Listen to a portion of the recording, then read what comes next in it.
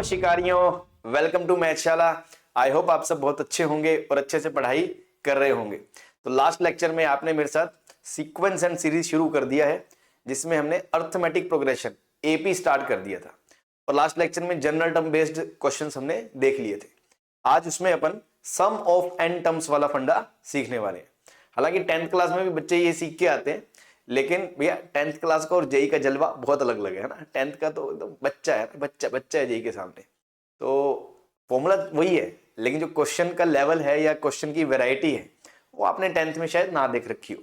तो इसको हल्के में ना लें और बहुत ढंग से समझे। बल्कि जेई में भी sum of n terms of AP एक इंपॉर्टेंट टॉपिक है, जिसपे हर साल हर क्वेश्चन बन ही जाता है। तो ठीक है, आइए स्टार्ट करते हैं। हाँ भाई, सीक्वेंस एंड सीरीज में सबसे पहले अपन बात करते हैं sum of n terms of AP. भैया फॉर्मूला सब जानते हैं, फॉर्मूला सब जानते हैं, लेकिन क्या है फॉर्मूला, डिराइव कैसे होता है, उन सब पे बात करेंगे अपन, है ना। कि जैसे मान लो एसएन, एसएन का मतलब क्या होता है, sum of first N terms, है ना। तो मतलब first term plus second term plus third term, ऐसे ही करते करते करते अप टू nth टर्म। अब अगर एपी है तो एपी का फर्स्ट टर्म क्या होता है, ए। सेकंड टर्म क्या होगा, ए प्लस डी। थर्ड टर्म क्या होगा, ए प्लस 2d। ऐसे ही चलते चलते चलते चलते जाओगे आप, तो लास्ट टर्म क्या आएगा, ए प्लस एन माइनस 1d। ठीक है, क्लियर।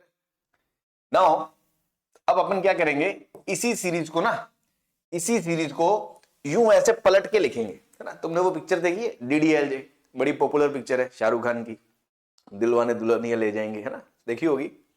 तो उसमें ना एक बड़ा फेमस आइकॉनिक सीन है जो पिक्चर में एक दो बार आता है कि ये लड़की अगर मुझसे प्यार करती है तो पलट के जरूर देखेगी, है ना। तो एक वो बार बार डायलॉग बोलते हैं, पलट पलट। जैसी तीसरी बार पलट बोलता है वो सच में पलट जाती है ना। तो वैसे ही पलट से याद रखें कि भैया इस सीरीज को अपन ने क्या करना है, इस सीरीज को हमने पलट के लिख देना है। इस सीरीज को पलट के दोबारा लिख देना है।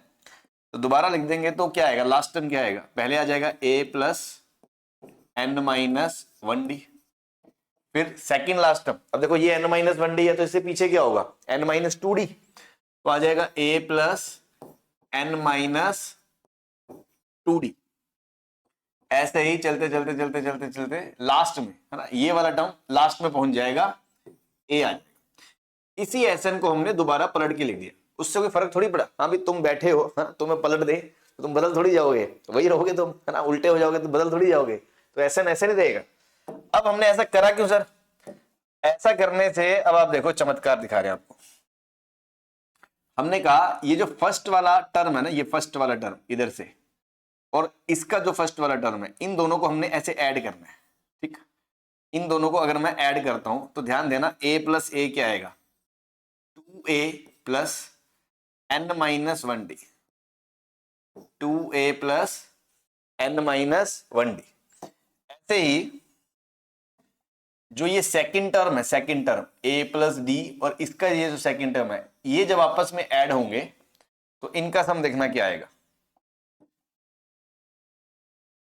इनका सम भी देखो, a प्लस डी और a plus N minus 2d। a और a जुड़ेगा तो क्या आएगा, 2a, a और a जुड़ेगा तो क्या आएगा, 2a। इधर से d का कोफिशिएंट 1 है, इधर से d का n माइनस 2 है। तो n माइनस 2 में जब 1 जोड़ोगे तो n माइनस 1 आएगा, तो वो भी आपका n माइनस 1d आएगा, वो भी आपका n माइनस 1d आएगा। ठीक है भाई। ऐसे ही चलते चलते मतलब अगला जो पेयर होगा ना, मतलब वो भी सम सेम ही देगा।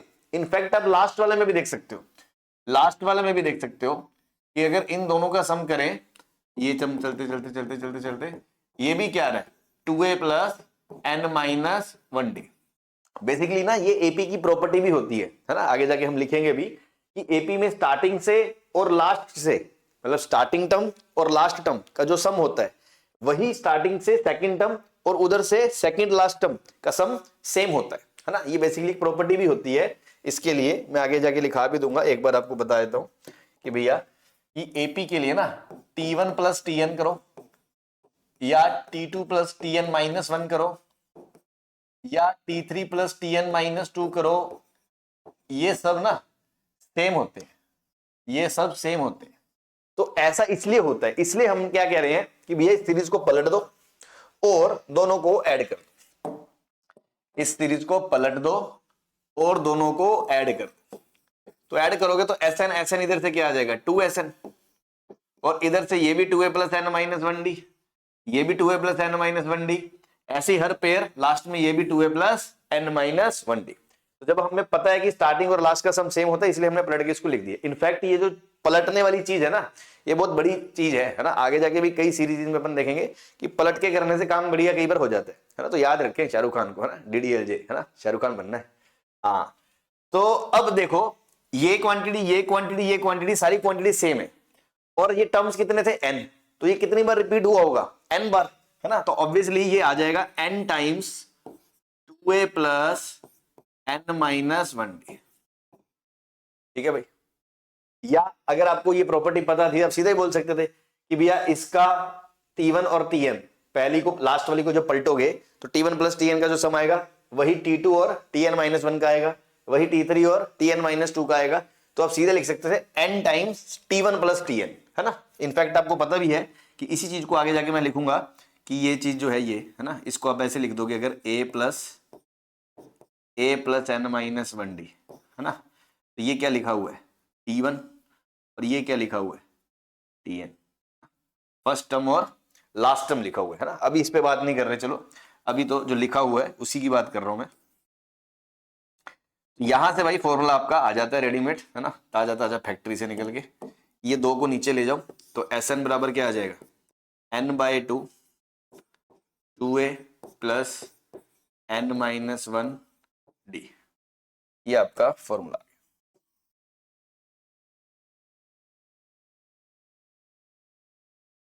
ये आपका फॉर्मूला आ जाएगा।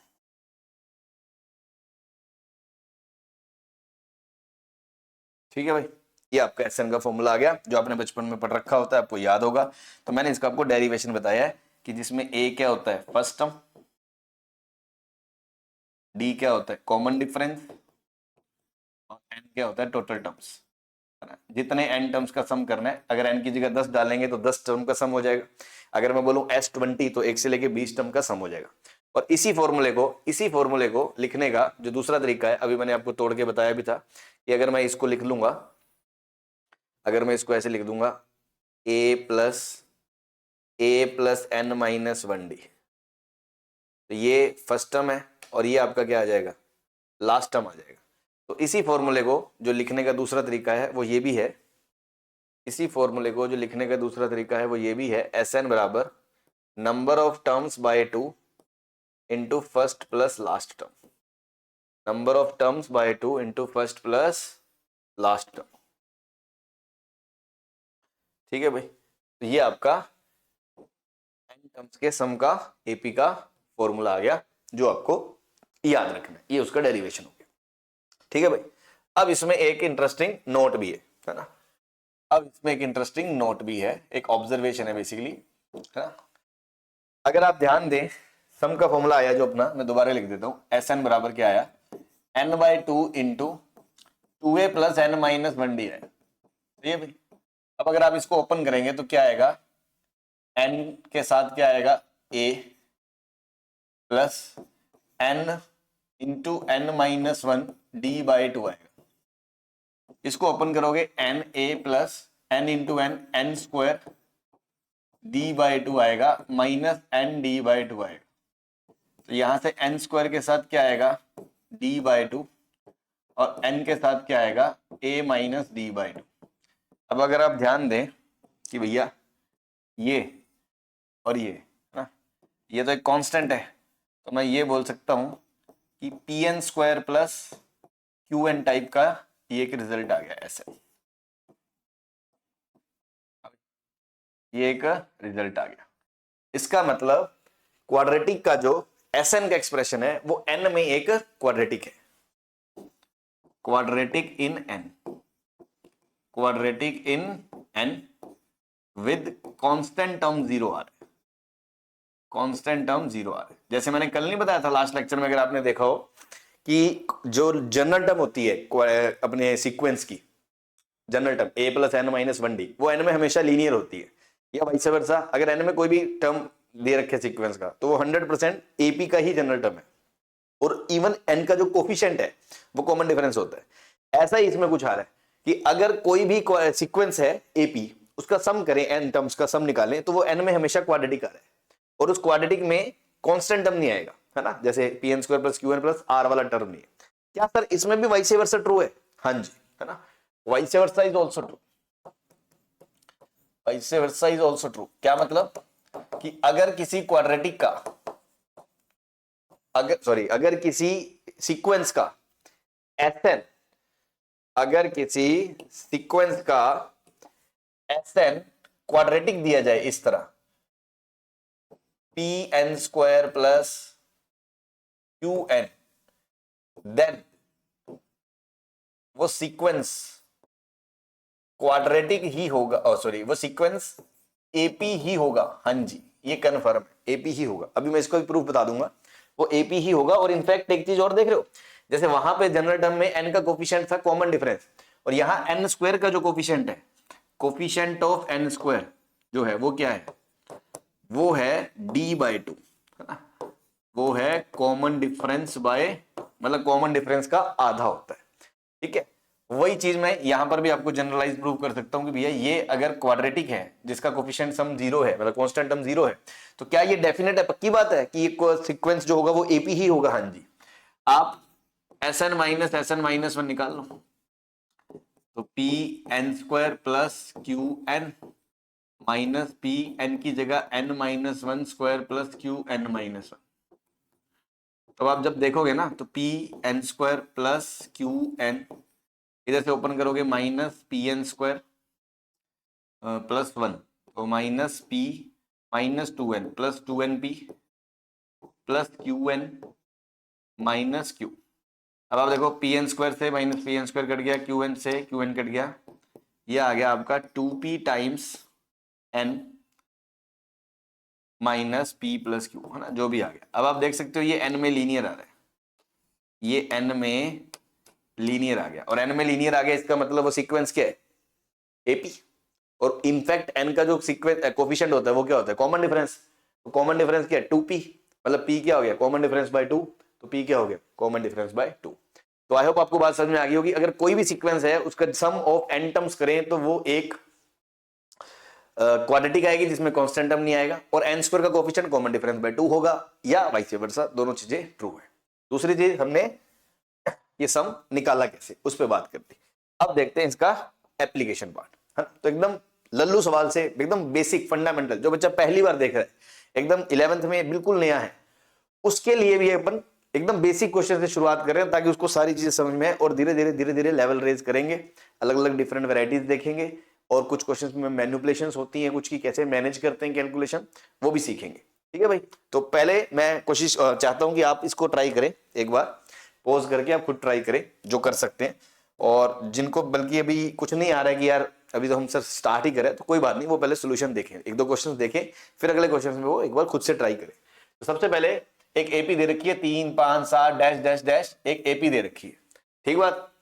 अब आपसे क्या बोला, S20 बता दो। S20 स्टैंडर्ड नोटेशन है कि भैया आपसे क्या पूछा है, सम ऑफ 20 टर्म्स पूछा है। तो सम ऑफ 20 टर्म्स के लिए मैं फॉर्मूला लगा दूं भैया सीधा सीधा, S20 number of terms n by 2 into 2a, a कितना है 3, प्लस n कितना 20 माइनस 1 इंटू d। इस क्वांटिटी का सीक्वेंस का कॉमन डिफरेंस कितना है, 2 है, तो d की वैल्यू कितनी आ जाएगी, इंटू 2। ठीक है भाई, अब आप देखो ये 2 से ये 2 से ये 2 कट गया, इन दोनों से 2 कॉमन आया और वो 2 से 2 उड़ गया। तो आप देख सकते हो ये आ गया 20, और इधर 3 प्लस 20 माइनस 1 19 आ गया, 19 प्लस 3 22, तो 20 इंटू 22 440 आ गया भैया। ठीक है, तो पहले पार्ट का आंसर क्या आ गया, 440 आ गया। नाउ सेकंड पार्ट, वो कह रहा है अगर सीक्वेंस की लास्ट टर्म 50-51 हो, है ना, बड़ा खूबसूरत डेटा है, 50-50 तो सुना था, 50-51, हाँ भाई 50-50 का अगला टर्म 50-51, लास्ट टर्म इज 50-51 है, तो बताइए सम ऑफ ऑल टर्म्स क्या होगा, कहने का मतलब ये है भावार्थ कि अगर ऐसा हो 3, 5, 7 इस तरह करते करते करते लास्ट टर्म अगर 5051 हो तो इस सभी टर्म्स का सम क्या होगा। तब आप देखो सम का फॉर्मूला क्या होता है, 2a plus n minus 1d। मतलब मेरे को इसमें क्या चाहिए, n चाहिए, कि मुझे ये नहीं पता नंबर ऑफ टर्म्स कितने। अगर मुझे नंबर ऑफ टर्म्स पता चल जाए तो a भी पता है d भी पता है, आप फॉर्मूला लगा सकते हो। इनफैक्ट ad वाला फॉर्मूला लगाने की जरूरत क्या है, आप इसमें ये वाला फॉर्मूला भी लगा सकते हो, आप इसमें ये वाला फॉर्मूला लगा सकते हो, n/2 into first plus last term, क्योंकि यहां मुझे फर्स्ट टर्म भी पता है और यहां मुझे लास्ट टर्म भी पता है। तो मैंने कहा ऐसा करो बस n नंबर ऑफ टर्म्स आ जाएगा, नंबर ऑफ टर्म्स आ जाएंगे गेम खत्म हो जाएगा। आ रही है बात समझ में। तो नंबर ऑफ टर्म निकालने के लिए हमने क्या बोला, लास्ट टर्म क्या होती है, first term plus a plus n minus 1d, है ना। ये जनरल टर्म का हमने फॉर्मूला लास्ट लेक्चर में देखा था। तो लास्ट टर्म कितनी है, 5051 बराबर a कितना है 3 प्लस टोटल टर्म्स हमें पता नहीं है -1 इंटू कॉमन डिफरेंस d। ये 3 इधर आएगा तो क्या होगा 5048 बराबर 2 टाइम्स n माइनस 1। ये 3 इधर आके ना सब्ट्रैक्ट हो गया तो 5051 माइनस 3 5048। इस 2 को मैं इसके नीचे ले आया कि बेटा तू उधर क्या कर रहा है, इधर है ना 5048 बेचारा तेरे सब्र में इंतजार कर रहा है और तू वहां बैठा है। इसको इससे उड़ा दिया 2, तो 2 25 2 4, ठीक है सही है, यही आ रहा है। हाँ तो यहां से n बराबर क्या आ गया 25 26 आ गया, है ना। n बराबर क्या आ गया 25 26, सही है भाई। कैलकुलेशन चेक कर लेना एक बार, है ना, कैलकुलेशन वगैरह में कोई गड़बड़ नहीं होनी चाहिए। l बराबर a plus n minus 1d, l आ गया a आ गया प्लस n माइनस 1 इंटू 2 आ गया। नाउ 3 इंदर आ गया 5048, 5048 बटा 2 करोगे 2 4 1 2 5 10 2 3 4 2 2524 प्लस 1, सॉरी ये देखो गड़बड़ कर दी ना, 2524 है और एक इधर आएगा तो 2525 आएगा ना भाई, 2525 आएगा। तो ये गलत था, है ना। तो ये आ गया 2525 टर्म आ गए इसमें, ठीक। तो अब आपको सम चाहिए Sn, है ना। तो S 2525 क्या होगा, total number of terms 2525 by 2 into first plus last term. तो ये क्या आ जाएगा 2525 बटा 2 इंटू ये आ जाएगा 5054।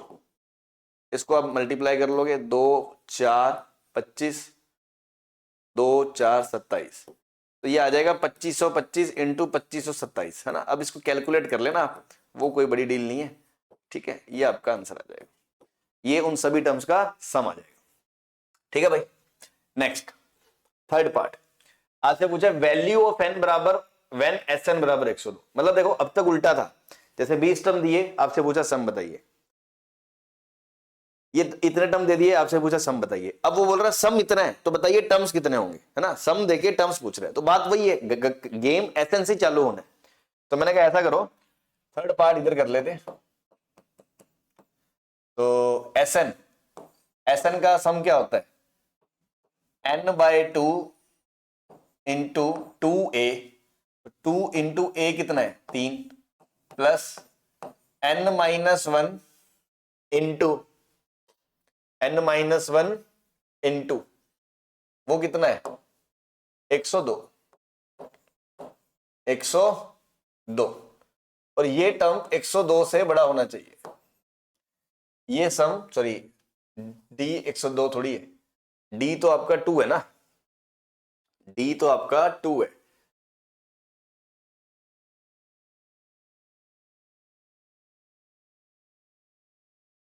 Into 2 n/2 into 2 into a plus n minus 1, ये सम 102 से बड़ा होना चाहिए आपको, ठीक है भाई। कितने टर्म्स वो ले कि सम 102 से बड़ा होना चाहिए, ठीक है। तो यहां से देखो ये 2 से 2 ये 2 कट गया, तो ये क्या आ गया 3n plus n square minus n 102, n square plus 2n minus 102 greater than 0, ये आ गया। आ रही है बस समझ में। ये सबसे पहले हमने क्या बना कि मान लो वो n टर्म्स का सम है और वो Sn जो है वो 102 से बड़ा होना चाहिए। तो Sn का formula n/2 into 2a plus n minus 1 into 2 D और ग्रेटर देन 102 कर दिया। ये 2 से ये 2 कट गया सारा।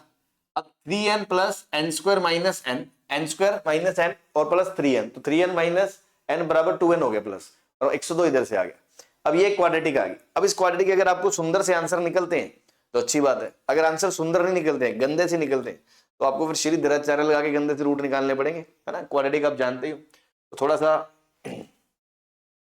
जगह चाहिए हमें, है ना, थोड़ी सी जगह चाहिए, थोड़ी सी जगह।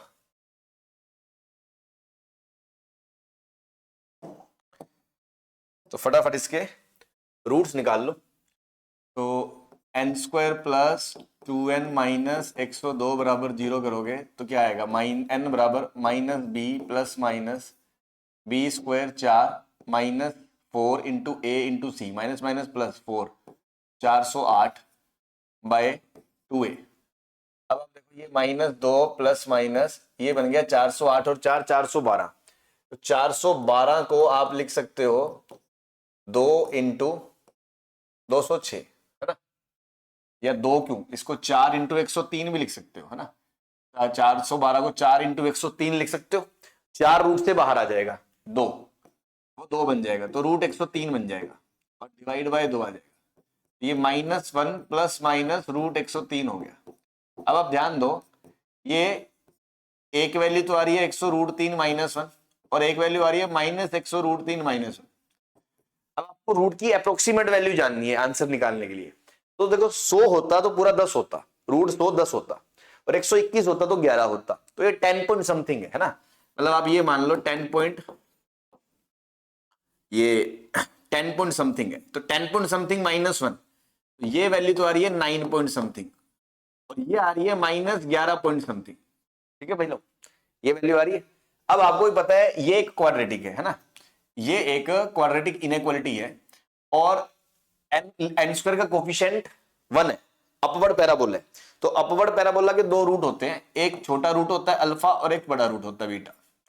ये जो छोटा रूट है ये आपका -11 पॉइंट समथिंग है और बीटा जो है वो 9 पॉइंट समथिंग है। और इसका जो साइन स्कीम होता है, बड़े रूट के बाद इसका साइन प्लस आता है, ये माइनस आता है, ये प्लस आता है। देखो ये जो पोर्शन है ना, ये वेवी कर्व इनइक्वालिटी या क्वाड्रेटिक में साइन एक्सप्रेशन से कर रहा हूं मैं। तो जिन बच्चों ने मान लो ना तो वेवी कर्व इनइक्वालिटी आता है ना उनको साइन एक्सप्रेशन आता है, उनको ये वाला पोर्शन में फिर दिक्कत आएगी, है ना। तो जिनको ये आता है वही ये पार्ट समझ सकते हैं, अदरवाइज मैं उनको दूसरे तरीके से समझा दूंगा, एक बार इसको देख ले। ठीक है, अब आप देखो ये -11 पॉइंट से 9 पॉइंट समथिंग आ गया।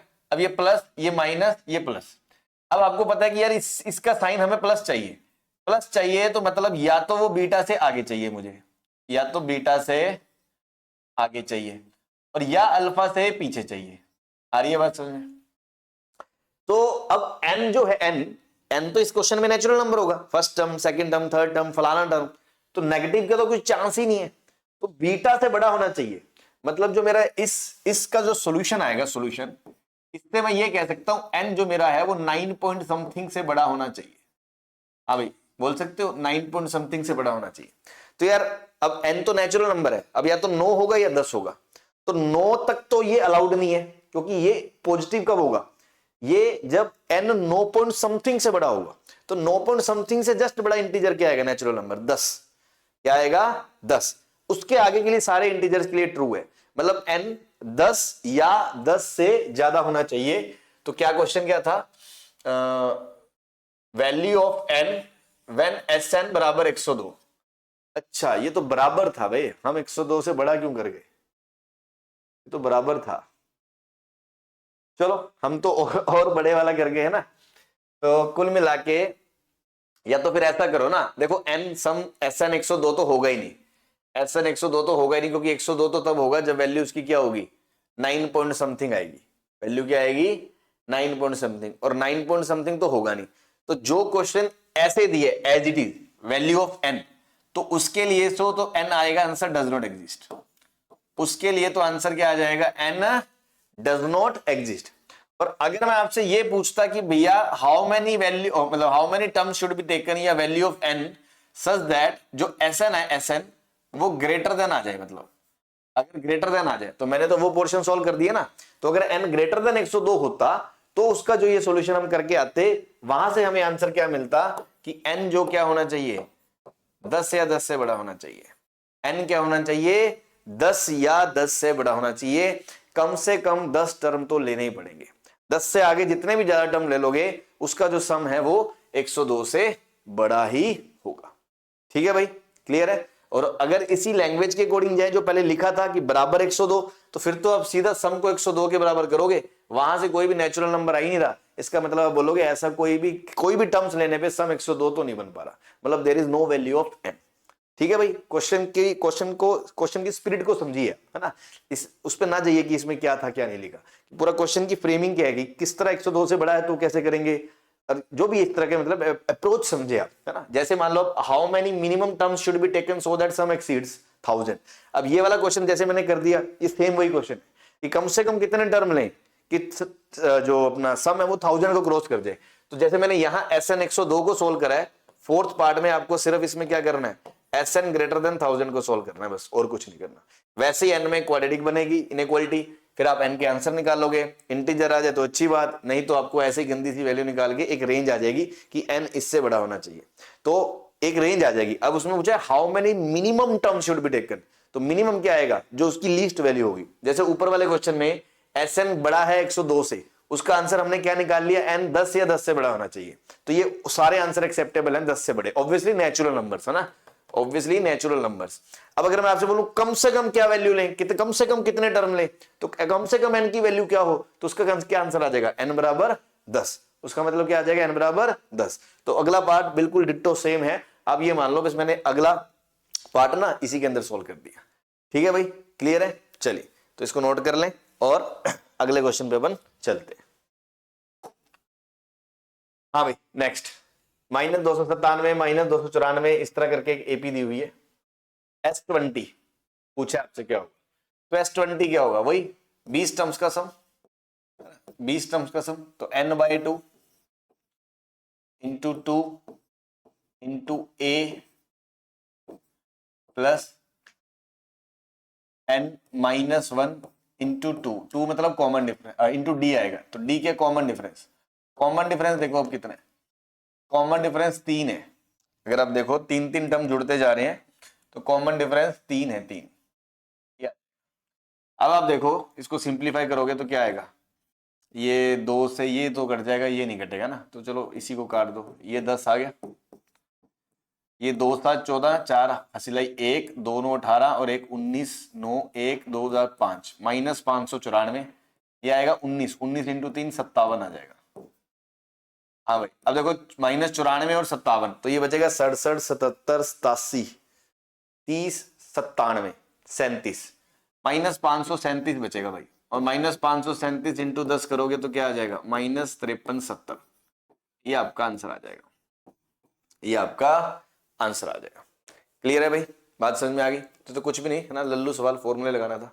अब बात करते हैं second, value of n when Sn is least and also find least value of Sn। Sn मतलब सम ऑफ n टर्म्स।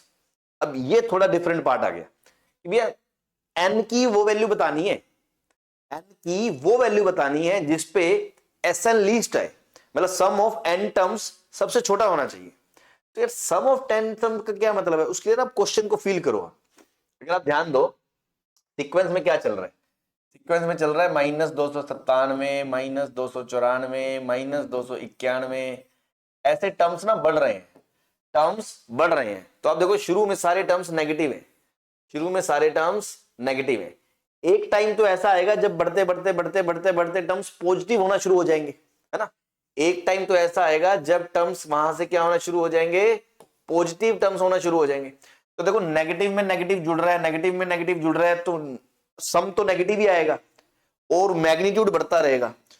तो -297 -294 जोड़ दिया तो -500 कुछ आ गया, फिर -700 800 कुछ आ गया, कुल मिला के ये बढ़ता रहेगा, मतलब न्यूमेरिकली तो बढ़ता रहेगा बट आगे माइनस साइन है तो वो छोटा होता रहेगा, सम छोटा होता रहेगा। जैसे जैसे टर्म्स आगे बढ़ेंगे सम छोटा होता रहेगा, छोटा होता रहेगा। एक टाइम ऐसा आएगा जब सारे नेगेटिव टर्म्स का सम करोगे आप, सारे नेगेटिव टर्म का सम, तो वो सबसे छोटा सम होगा, सबसे लीस्ट वैल्यू होगी। क्यों सर, क्योंकि उसके बाद तो उसमें पॉजिटिव नंबर जुड़ना शुरू कर देंगे, उसके बाद तो उसमें पॉजिटिव नंबर चुनना शुरू कर देंगे, तो वो सम को कम करता रहेगा, कम करता रहेगा, और उसके बाद पॉजिटिव पॉजिटिव पॉजिटिव जुड़ते जुड़ते एक टाइम ऐसा आएगा कि वापस से सम, मतलब वापस से तो क्या पूरा सम ही क्या आना शुरू हो जाएगा, पॉजिटिव आना शुरू हो जाएगा। आई होप आपको सीन समझ में आ गया होगा। इसका मतलब उसने पूछा लीस्ट सम, तो लीस्ट सम तब होगा, लीस्ट सम तब होगा जब हमें यह पता चल जाए कि भैया कि पहली पॉजिटिव टर्म कौन सी आ रही है, फर्स्ट पॉजिटिव टर्म कौन सी आ रही है। ठीक है, तो ये इस तरह का क्वेश्चन मैंने आपको लास्ट लेक्चर में कराया भी था कि first negative term, first positive term, तो हमने जनरल टर्म को ग्रेटर देन इक्वल टू 0 या लेस देन इक्वल टू 0 करके कर दिया था। और दूसरा मेथड भी बताया था कि मान लो उस टर्म को 0 कर दो तुम, तो है ना, मान लो सीक्वेंस में 0 आ रहा है, 0 कर दोगे, उससे क्या होगा, अगर वाकई 0 आ रहा होगा तो n नेचुरल आ जाएगा, और अगर 0 नहीं आ रहा होगा तो n की कोई वैल्यू आ जाएगी। मान लो n की वैल्यू आ गई 21.2, कि भाई 21.2 पे 0 आ रहा है, तो 21.2 तो n हो नहीं सकता, मतलब 21 टर्म तक तो नेगेटिव है और 22वां क्या हो जाएगा, पॉजिटिव, है ना। तो दोनों तरीके हैं आपके पास। तो मैंने कहा ऐसा करो, जनरल टर्म लिख लो। जनरल टर्म क्या है, जनरल टर्म क्या है इसकी, a plus n minus 1 into D, तो 3n माइनस 300 आ जाएगी। अब वो आप डायरेक्ट भी बता सकते थे कि 3 का गैप है तो 3n टाइप तो आएगा ही, n बराबर 1 रखने पे माइनस 297 आना चाहिए, तो क्या घटाऊं 3 में से माइनस 300। अब इसको मैंने मान लिया कि ये 0 कब होगी, तो पता चला n बराबर 100 पे आएगी। ओ माय गॉड, n तो इंटीजर आ गया, नेचुरल आ गया, तो इसका मतलब इसमें सच में 100वीं टर्म क्या होगी, 0 होगी। इसमें सच में जो 100वीं टर्म होगी, 100वीं 100 टर्म, है ना, जो 100 टर्म होगी, 100 टर्म,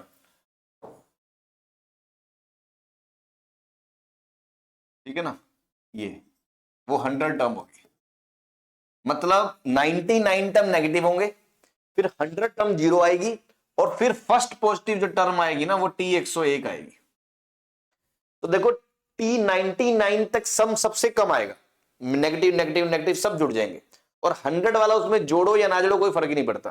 तो ये तो समझ में आ रहा है कि S99 करो, S99 करो या S100 करो, ये लीस्ट होंगे क्योंकि दोनों का सम बराबर होगा। S101 मतलब 101 टर्म्स के सम में ये कुछ पॉजिटिव पोर्शन जुड़ जाएगा, तो इस पूरे नेगेटिव को थोड़ा वो कम कर देगा, है ना, मतलब न्यूमेरिकली कम कर देगा मैग्नीट्यूड वाइज, वैसे वैल्यू बढ़ जाएगी, तो फिर आगे बढ़ती रहेगी बढ़ती रहेगी। तो लीस्ट पूछा आपसे, लीस्ट, तो वैल्यू ऑफ n क्या होगी जब सब लीस्ट हो, तो इसमें इसका आंसर तो क्या होगा n का, इस n का आंसर तो क्या होगा 99 या 100 दोनों ही चलेंगे, 99 या 100 दोनों ही चलेंगे। Also find least value of Sn, तो लीस्ट वैल्यू ऑफ Sn चाहे तो S99 निकाल लो, चाहे S100 निकाल लो, तो S100 निकाल लो ना, क्योंकि मुझे 100 टर्म भी पता है, पहला टर्म भी पता है, तो सीधा 100 टर्म्स का सम n/2 into first plus last, तो ये आपका -297 इंटू 50, ये जो भी वैल्यू आ जाएगी वो आपका लीस्ट वैल्यू ऑफ Sn आ जाएगा, लीस्ट वैल्यू ऑफ Sn आ जाएगा, सेकंड पार्ट का आंसर आ जाएगा। आई होप आपको क्वेश्चन समझ में आ गया होगा। चलिए next, in an AP if SP is Q and SQ is P, इसका मतलब एसपी मतलब पी टर्म्स का सम शुरू के क्यू है और शुरू के क्यू टर्म्स का सम पी है, then find s of p plus q, है ना। स्टार्टिंग में गरीब आदमी, है ना, एकदम स्टार्टिंग में बिल्कुल गरीब तबके का जो आदमी था वो कहता है अरे ये क्या पी क्यू, कुछ नहीं, ऐसे क्वेश्चन पे आप एज्यूम करो टर्म्स, सीक्वेंस को एज्यूम करो और एक्सप्रेशन लिखो, एक्सप्रेशन लिखोगे फिर ही आगे का रास्ता दिखेगा, ऐसे बैठ के सोचते रहोगे कुछ नहीं होगा।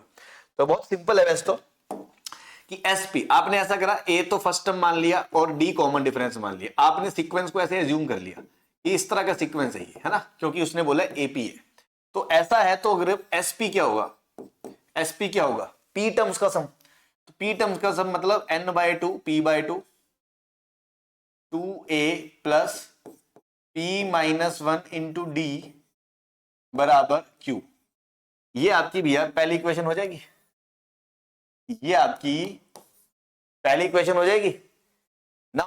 एस क्यू मतलब क्यू टर्म्स का सम, तो q/2 2a प्लस q-1/t बराबर p, ये आपकी क्या हो जाएगी दूसरी इक्वेशन, ये आपकी क्या हो जाएगी दूसरी इक्वेशन।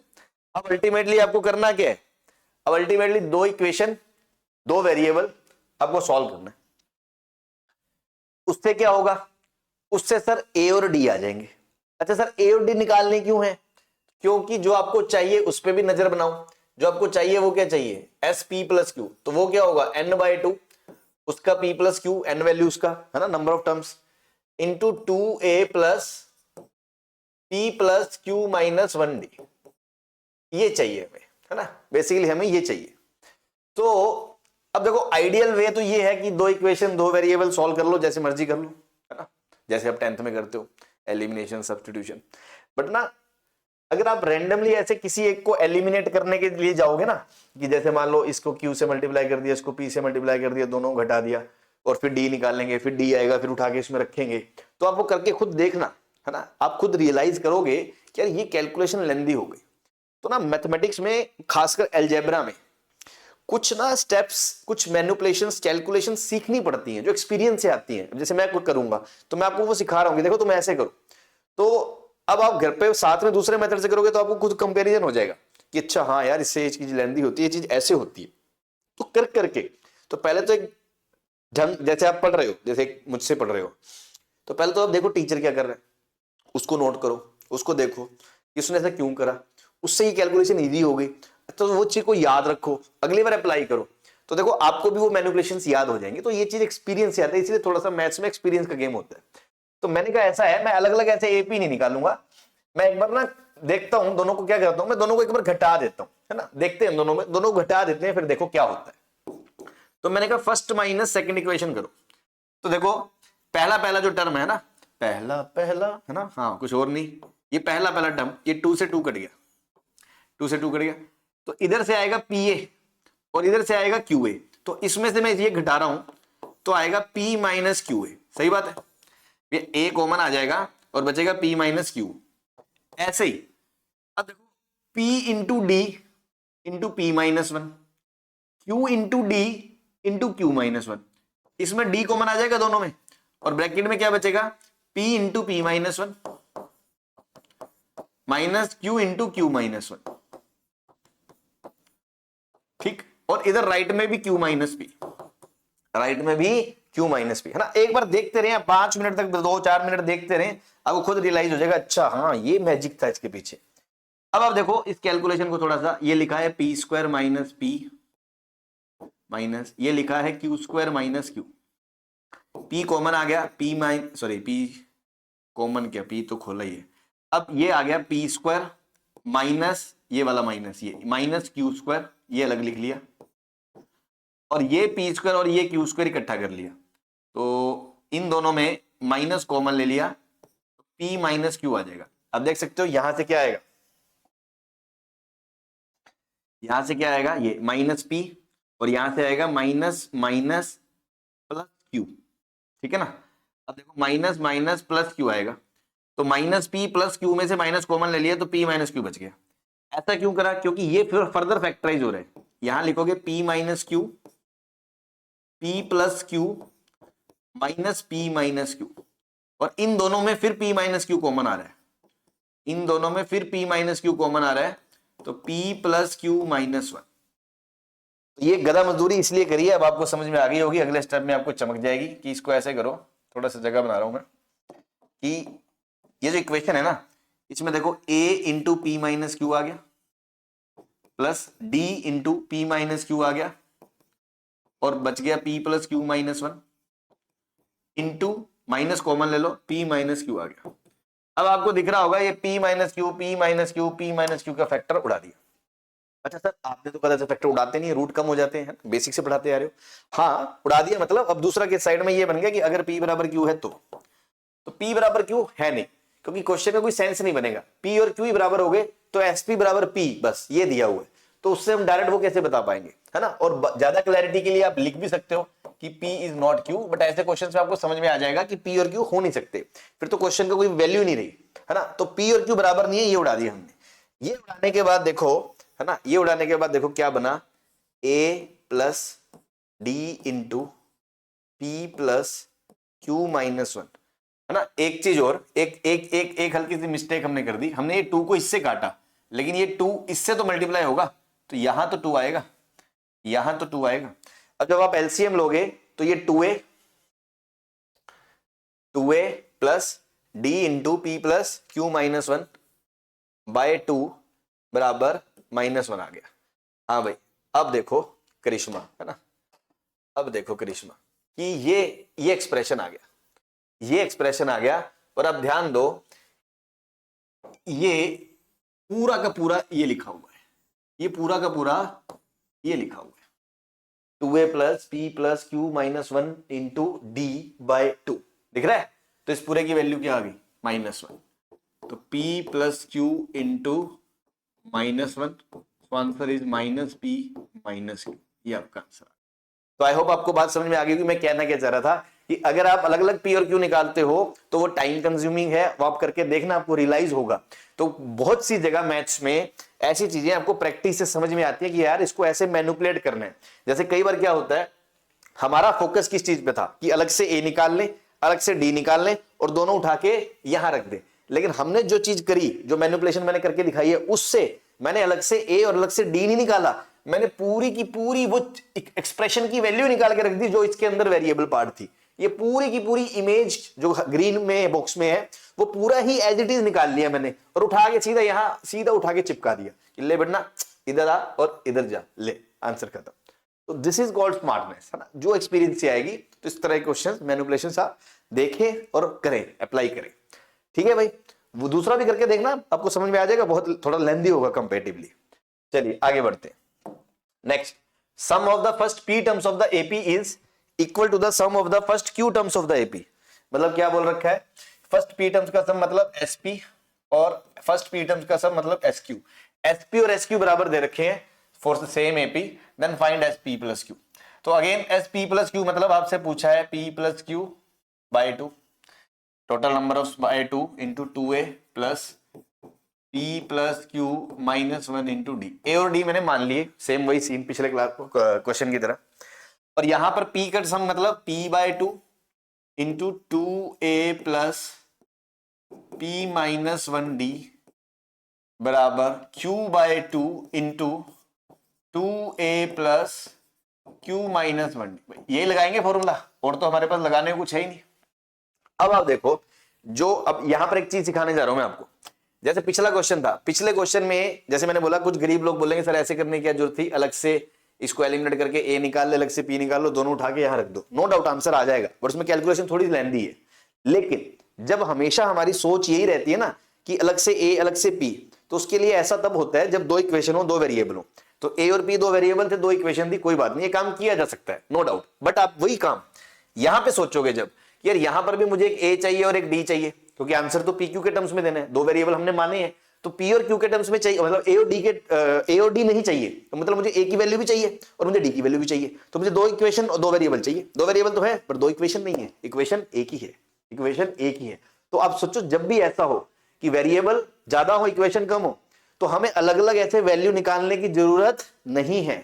इनफैक्ट ऐसा ही कुछ जादू इसके अंदर होगा कि इस तरह का पूरी की पूरी फोटो की वैल्यू ही आ जाएगी, जो उठा के आप सीधा चिपका दो, जो उठा के आप सीधा चिपका दोगे, है ना। तो ये चीजें सीखें, ये नहीं कि सर वहां ऐसा क्यों कर दिया, यहां ऐसा क्यों नहीं।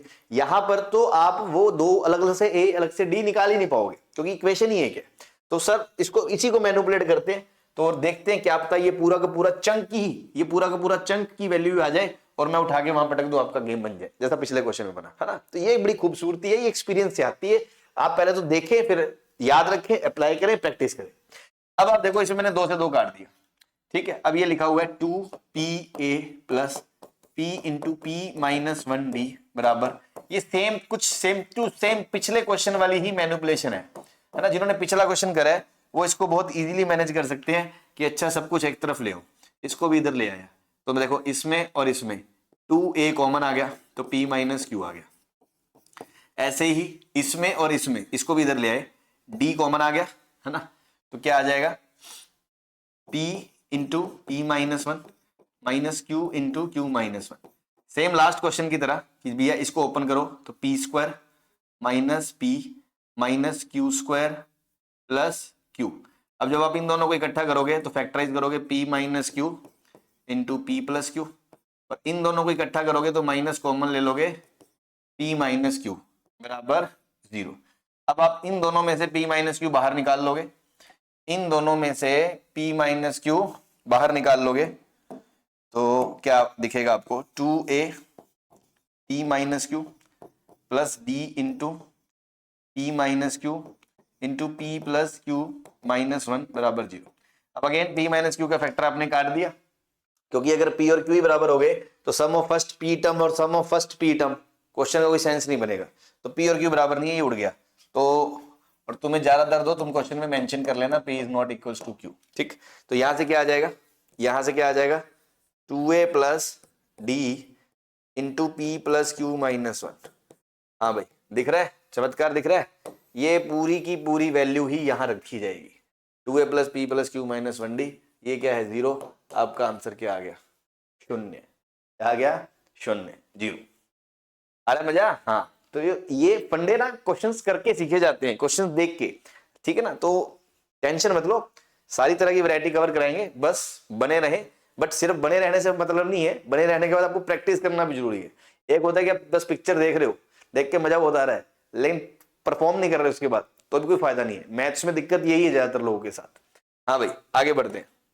नेक्स्ट, इन एन एपी, एक एपी है of which A is the first term. अब देखिए यहां ए दिया हुआ है तो ये क्वेश्चन में पार्ट है, ये हमने माना नहीं है, ये नॉन क्वांटिटी है। And sum of first p term, sum of first p terms is 0।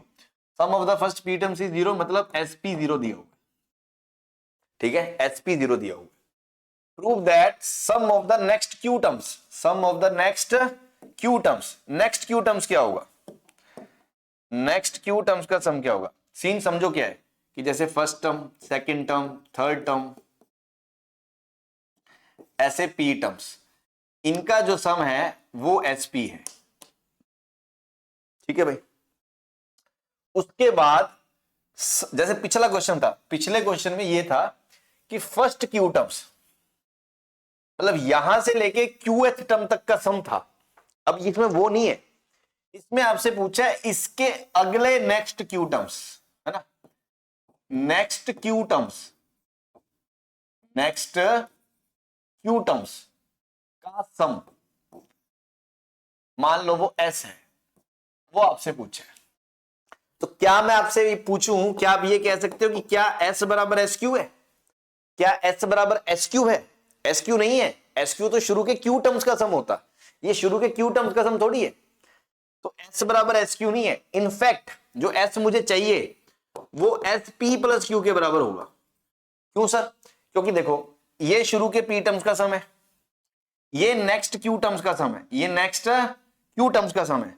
तो यहां से लेकर यहां तक के टोटल टर्म्स कितने होंगे, पी प्लस क्यू। यहां से लेकर यहां तक टोटल क्या होंगे, P प्लस क्यू। तो सर P प्लस क्यू का सम S के बराबर कैसे है। एक तरफ तो आप कह रहे हो S तो सिर्फ इनका सम है अगले क्यू टर्म्स का, दूसरी तरफ कह रहे हो SP प्लस क्यू स्टार्टिंग से P प्लस क्यू। देखो SP प्लस क्यू तो स्टार्टिंग से P प्लस क्यू टर्म्स का सम है, और ये S शुरू के P टर्म्स का सम है, और ये अगले क्यू टर्म्स का सम है जो हमें चाहिए। अब शुरू के P टर्म्स का सम तो 0 है ना, तो ये तो 0 ही है। 0 में अगर मैं अगले टर्म्स का सम जोड़ूंगा S, तो स्टार्टिंग से P प्लस क्यू टर्म्स का सम भी तो क्या रहेगा S। तो आपको समझने की ये जरूरत है कि जो हमें S चाहिए इनफैक्ट वो S P प्लस क्यू से आ जाएगा, P प्लस क्यू से आ जाएगा। बस दो दिया क्या है पहले तो वो लिख लिया, n/2 SP मतलब P/2 into 2a plus P minus 1d बराबर 0। ठीक है जी, एक तो ये आपको दिया हुआ है। नाउ अब आपसे पूछा क्या है SP प्लस क्यू, तो एस पी प्लस क्यू है ना, ये एस बराबर एस पी प्लस क्यू, ये निकाल लेते हैं। तो ये क्या होगा P plus Q by 2 into 2a plus p plus Q minus 1 into D. अब जो आंसर है वो ए पी क्यू के टर्म्स में, मतलब हमें डी की वैल्यू चाहिए। तो बस डी की वैल्यू यहां से आ जाएगी, ये वैल्यू उठा के यहां चिपका दो। कैसे, यहां से देखो क्या आएगा, P A plus P into P minus 1 by 2 D बराबर 0। तो यहां से D की वैल्यू क्या आ जाएगी, माइनस 2 ऊपर चला जाएगा, माइनस AP उधर चला जाएगा, फिर 2 ऊपर चला जाएगा, 2AP upon P into P minus 1। ये वैल्यू उठा के आप यहां D की रख दो, तो क्या आ जाएगा P plus Q by 2 into 2a plus p plus q minus 1 into D की जगह ये p इंटू पी माइनस 1 है ना, शुरू के p n/2 into 2a plus n/1, ठीक। तो p into P plus Q minus 1 into D की जगह वैल्यू रख दो, डी की जगह -2ap upon p into P minus 1, ये आपकी वैल्यू आ जाएगी। मतलब अब इसको आप सिंप्लीफाई करो तो ये जीरो थोड़ी है, सॉरी ये तो पूछा है ना, ये तो आपको निकालना है कि एस पी प्लस क्यू है और आपको ये प्रूव करना है कि ये इसके बराबर होगा। आपको ये प्रूव करना है ये इसके बराबर होगा, है ना, इसके बराबर होगा। तो क्या कर सकते हो आप कि इसको सिंप्लीफाई कर लो और उसको प्रूव कर दो बस कि इसकी वैल्यू आ जाएगी। देखो इसको खोलो थोड़ा सा, इसको खोलोगे तो क्या आएगा, 2 से 2 कट जाएगा, 2 से 2 कट जाएगा, तो a into P plus Q plus p plus Q into P plus Q. इसको ना थोड़ा सा सिंप्लीफाई ऐसे मत करो, है ना, एक सेकंड।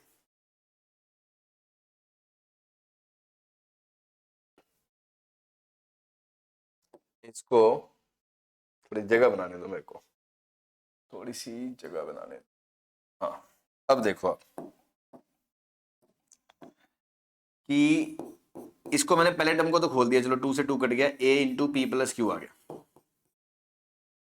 दूसरे ब्रैकेट में ना ये p प्लस क्यू तो बाहर है ही, p plus Q by 2।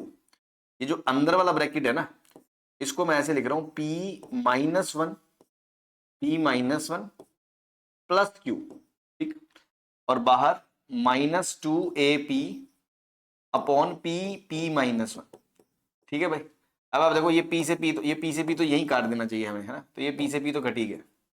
Now अगर मैं अब इसको ओपन करूं दिस इनटू दिस, ठीक है, अब देखो पूरे में ये 2 से 2 भी कट गया, तो क्या बचा ले देखे a times p plus Q, इधर minus a p plus Q minus a p plus Q. अब ये p माइनस 1 से p माइनस 1 कटेगा तो 1 आ जाएगा, plus q upon p minus 1 आ जाएगा, ठीक है भाई। और इन दोनों में p प्लस क्यू कॉमन आ जाएगा, फिर p प्लस क्यू कॉमन आ जाएगा, तो p प्लस क्यू हाँ चाहिए हमें, तो a भी चाहिए, a भी आ जाएगा कॉमन, तो क्या आ जाएगा 1 माइनस, इसको खोलोगे जब -1 minus q upon p minus 1। अब आप देख सकते हो 1 से 1 कट गया, तो आपका आंसर क्या आ गया -a q p plus Q upon p minus 1 आ गया भाई, -a q p plus Q upon p minus 1।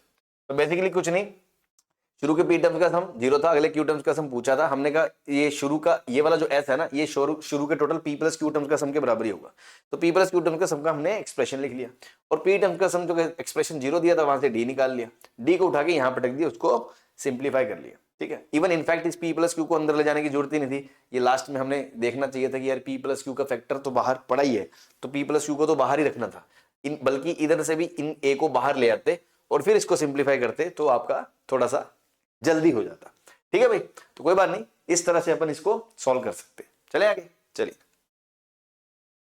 Next, the sum of the first n terms of the two APs are in the ratio, find the ratio of their 11th term.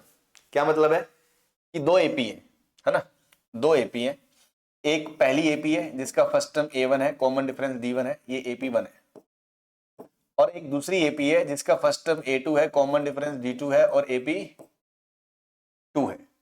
अब आपसे क्या बोला है, sum of the first n terms of two APs are in the ratio, मतलब पहली AP का n terms का sum का रेशियो SN1 अपॉन दूसरी एपी की n टर्म्स का रेशियो SN2, ये दिया हुआ है, ये किसके बराबर दिया हुआ है 7n + 1 अपॉन 4n + 27,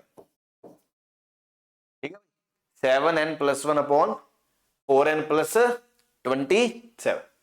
अब SN का फॉर्मूला क्या होता है n/2 into 2a1 plus n-1 d1 upon n/2 into 2a2 plus n-1 d2। ठीक है भाई, क्लियर है। ये बराबर दिया हुआ है आपको 7n+1 अपॉन 4n+27। अब आप देखो ये n/2 से n/2 कट गया, तो अल्टीमेटली जो आपको पता है ना, यहां से ये पता है कि 2a1 plus n-1 d1 upon 2a2 plus n-1 d2, ये आपको दिया हुआ है 7n+1 अपॉन 4n+27। ये आपको पता है ना, गिवन जो है ना, ये गिवन है आपको। ठीक है जी। अब आपसे पूछा क्या है, आपसे पूछा है ratio of their 11th terms, मतलब उनकी 11वीं टर्म का रेशो, मतलब पहले एपी का A11 ऑफ फर्स्ट एपी और A11 ऑफ सेकेंड एपी, है ना। तो पहली एपी का A11 क्या होगा, A1 plus 11 minus 1 10d1 upon A2 plus 10d2, ये आपसे पूछा है। अब देखो, जिन लोगों की वही पुरानी गरीबी वाली सोच होगी 10वीं क्लास तक की कि भैया मुझे A1 चाहिए, A2 चाहिए, D1 चाहिए, D2 चाहिए, तो मुझे तो 4 वेरिएबल चाहिए, 4 इक्वेशन तो क्वेश्चन में दे ही रखी मुन्ना, क्या करोगे कि मैं तो 4 इक्वेशन लाऊंगा, फिर A1 निकालूंगा, A2 निकालूंगा, D1 निकालूंगा, D2 निकालूंगा, फिर उठा के रखूंगा ना। 10 तक हमारी सोच यही होती है, लेकिन ऐसे नहीं होता। अभी मैंने आपको 1-2 क्वेश्चन में दिखाया, कई बार जब वेरिएबल्स कम हो, ज्यादा हो, इक्वेशन कम हो, तो हमें वो पूरा का पूरा एक्सप्रेशन ही क्रिएट करने की कोशिश करनी चाहिए कि पूरा पूरा उठ के वहां डल जाए, तो आपका आंसर आ जाएगा। तो सर ये पूरा का पूरा कैसे बनाया जा सकता है, तो आप ध्यान दो, इसकी फोटो देखो,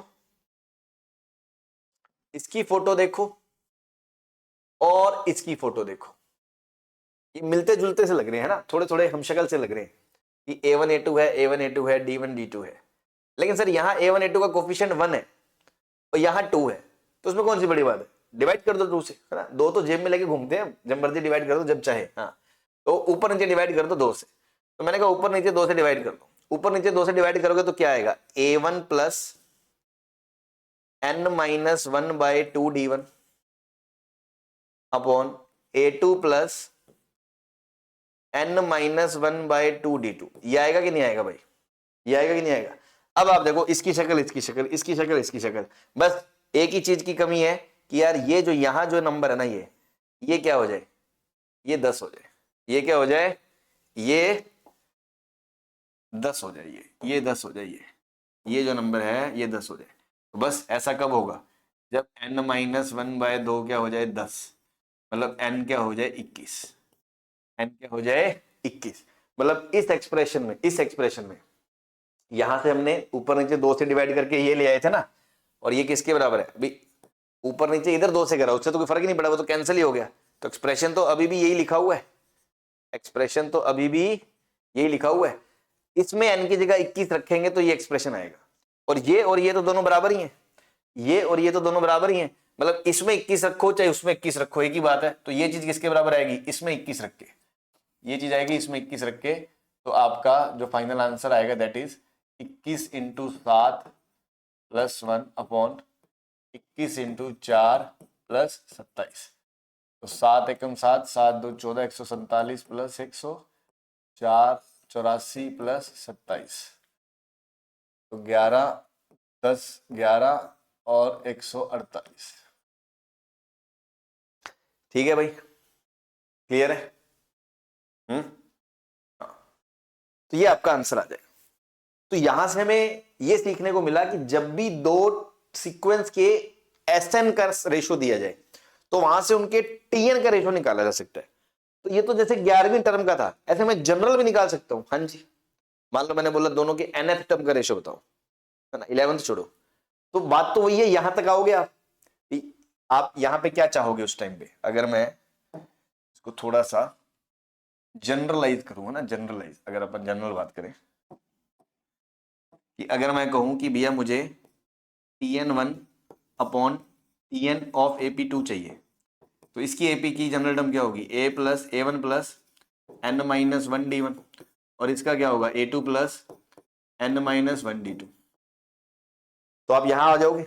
अब आप इसको इससे कंपेयर करोगे, इसको वही बात है 2 से डिवाइड करोगे, यहां आ जाओगे। अब आप देखोगे a1 a1 a2 a2 d1 d1 d2 d2 same है, मतलब n minus one by two की जगह क्या आ जाए n माइनस वन, मतलब n minus one by two की जगह आप क्या चाहते हो क्या आ जाए n माइनस वन।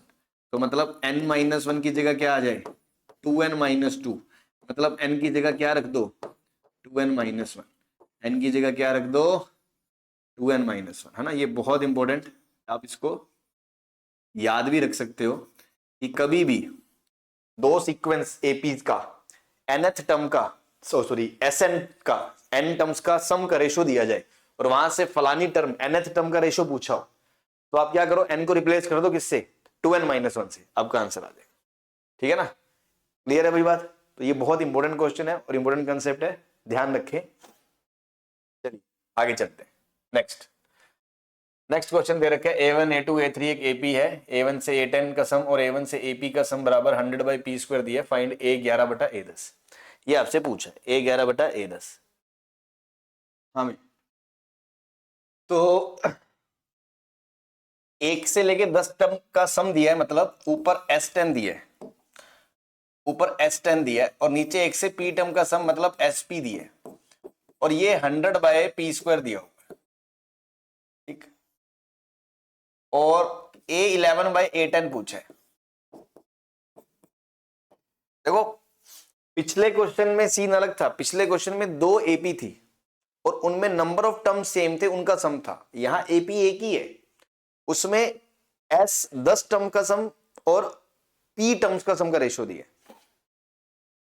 तो अब इसमें a11 बाई a10 है ना। अब यहां पर भी अगर मैं इसको लिख के बैठ जाऊंगा a1 plus common difference bye 2 वो लिख के, उससे कुछ नहीं होगा। आपको गेम ये बनाना है, यही सोचना है कि यार a11 ये a11 बाई 10 को s से कैसे रिलेट करना है, मतलब a को s से कैसे रिलेट करना है। तो अगर आप थोड़ा दिमाग पे जोर डालोगे तो लास्ट लेक्चर में मैंने एक बहुत इंपॉर्टेंट टूल भी बताया था आपको, क्या कि भैया एस एन माइनस वन बराबर टी एन होता है। तो वैसे ही a11 क्या होगा, a11 होगा आपका S11 माइनस S10, और a10 क्या होगा, a10 होगा S10 माइनस S9। ये तो सोच सकते हो a11 S11 माइनस S10 और a10 S10 माइनस S9। तो अगर मैं सोचूं a11 बाई a10, अगर इनको मैं डिवाइड कर दूं तो a11 बाई a10 ये क्या आ जाएगा, ये आ जाएगा S11 minus S10 upon S10 minus S9। ठीक है भाई। अब आप देखो आपको क्या चाहिए S10 अपॉन SP, तो मैंने कहा ऐसा करो S10 पिक्चर में आ रहा है, ऊपर नीचे S10 से डिवाइड कर दो, तो S11 बटा S10 माइनस 1, 11 बटा S10 minus 1 upon 1 minus S9 bye S10। तो आपको जो चाहिए वो ये आ गया। अब उसमें दो चीजें दिख रही है मेरे को, एक तो मुझे S11 बटा S10 चाहिए और एक S9 बटा S10 चाहिए। ये दोनों ही चीजें किसकी हेल्प से आएंगी, यहां से। कैसे कि सर P की जगह एक बार 11 डाल दो तो S10 बाय S11 आ जाएगा, तो 100 बटा 121 आ जाएगा। सिमिलरली अब P की जगह इसमें क्या डाल दो 9 डाल दो, है ना, क्योंकि मुझे S10 9 बाय 10 भी चाहिए। तो 9 डाल दोगे तो S10 बाय S9 ये कितना आ जाएगा 100 बटा 81 आ जाएगा। ठीक, तो ये दोनों वैल्यूज आ गई।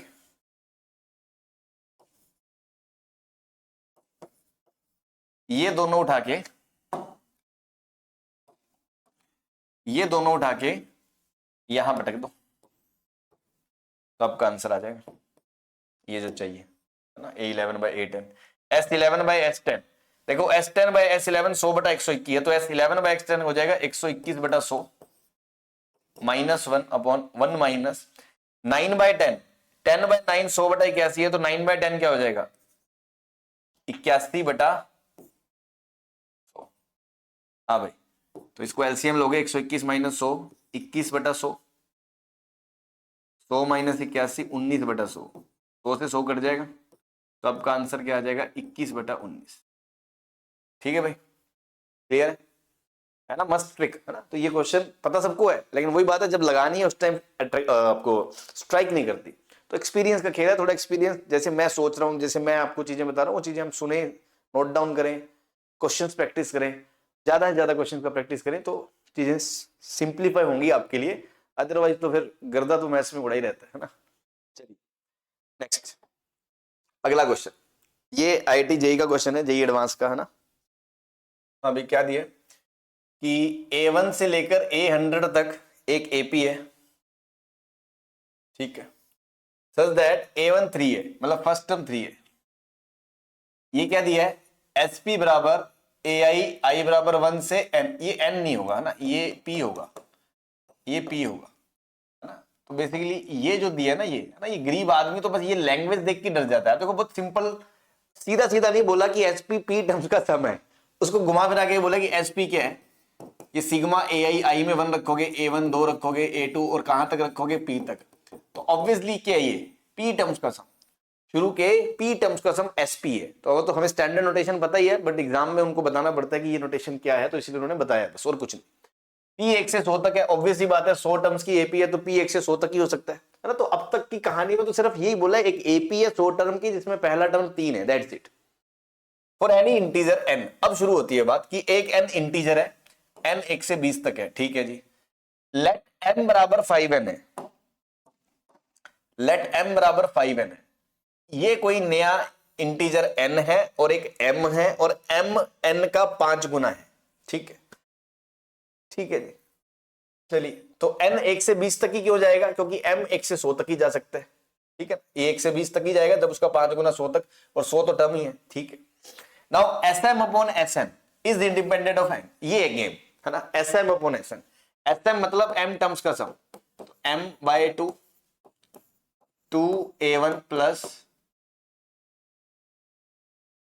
m-1 common difference d plus n/2 Sm upon Sn की बात हो रही है ना।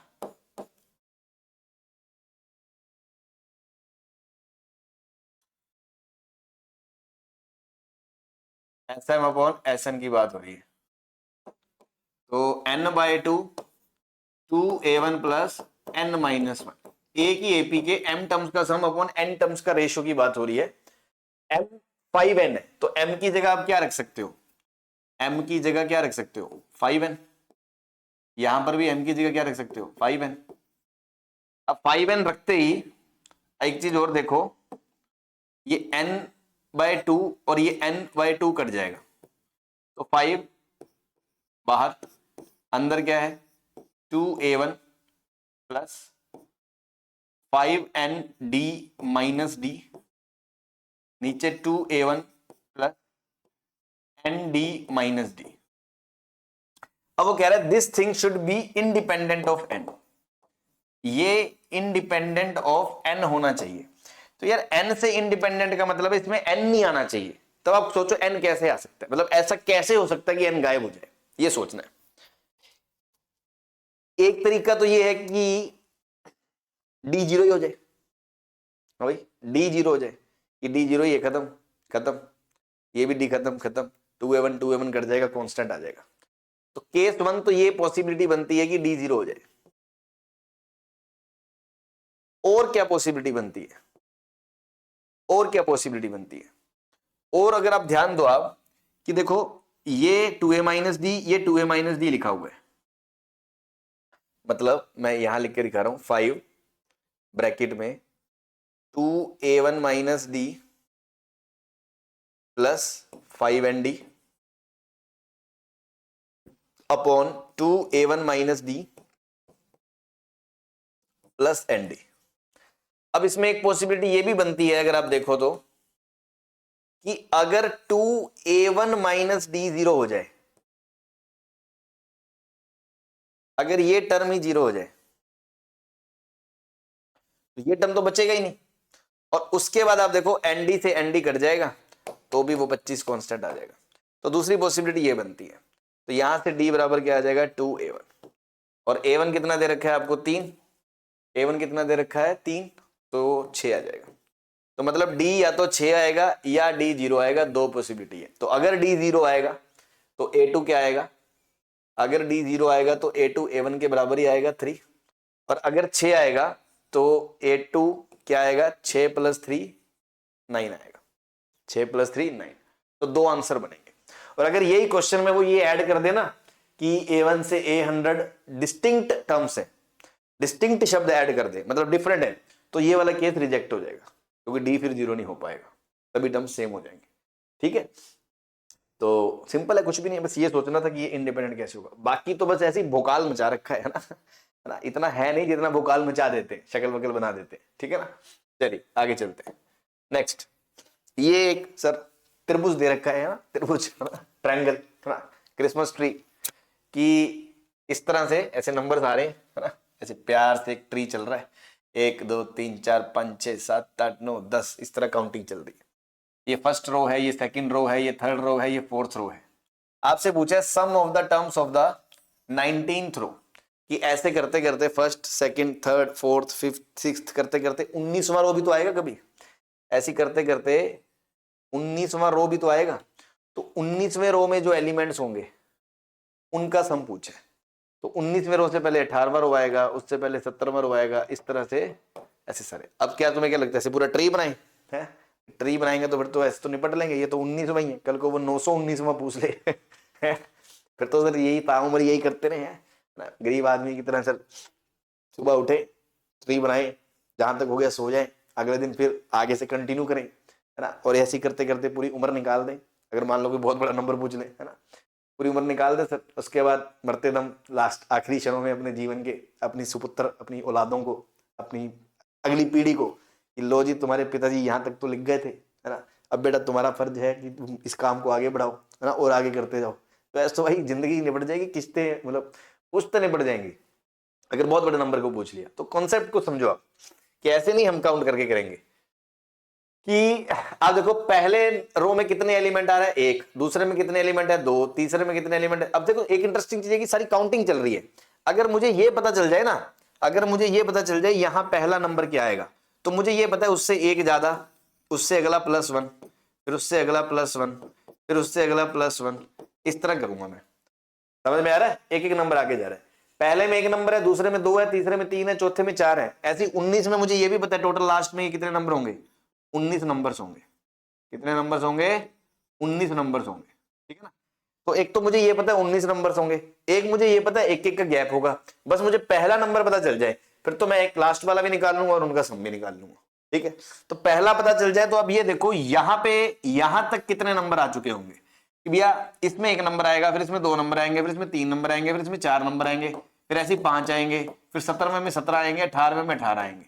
मतलब अगर मैं काउंटिंग यहां से चालू करूं 1 2 3 4 5 6 7 8 9 10 11 12 13 ऐसे करते करते करते करते 18वां रो जब यहां खत्म होगा, तो यहां से लेकर यहां तक टोटल कितने नंबर आ चुके होंगे वो बात कर रहे हैं।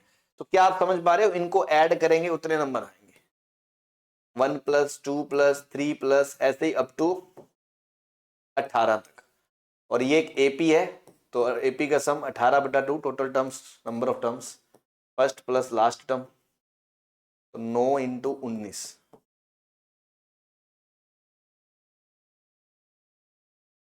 171।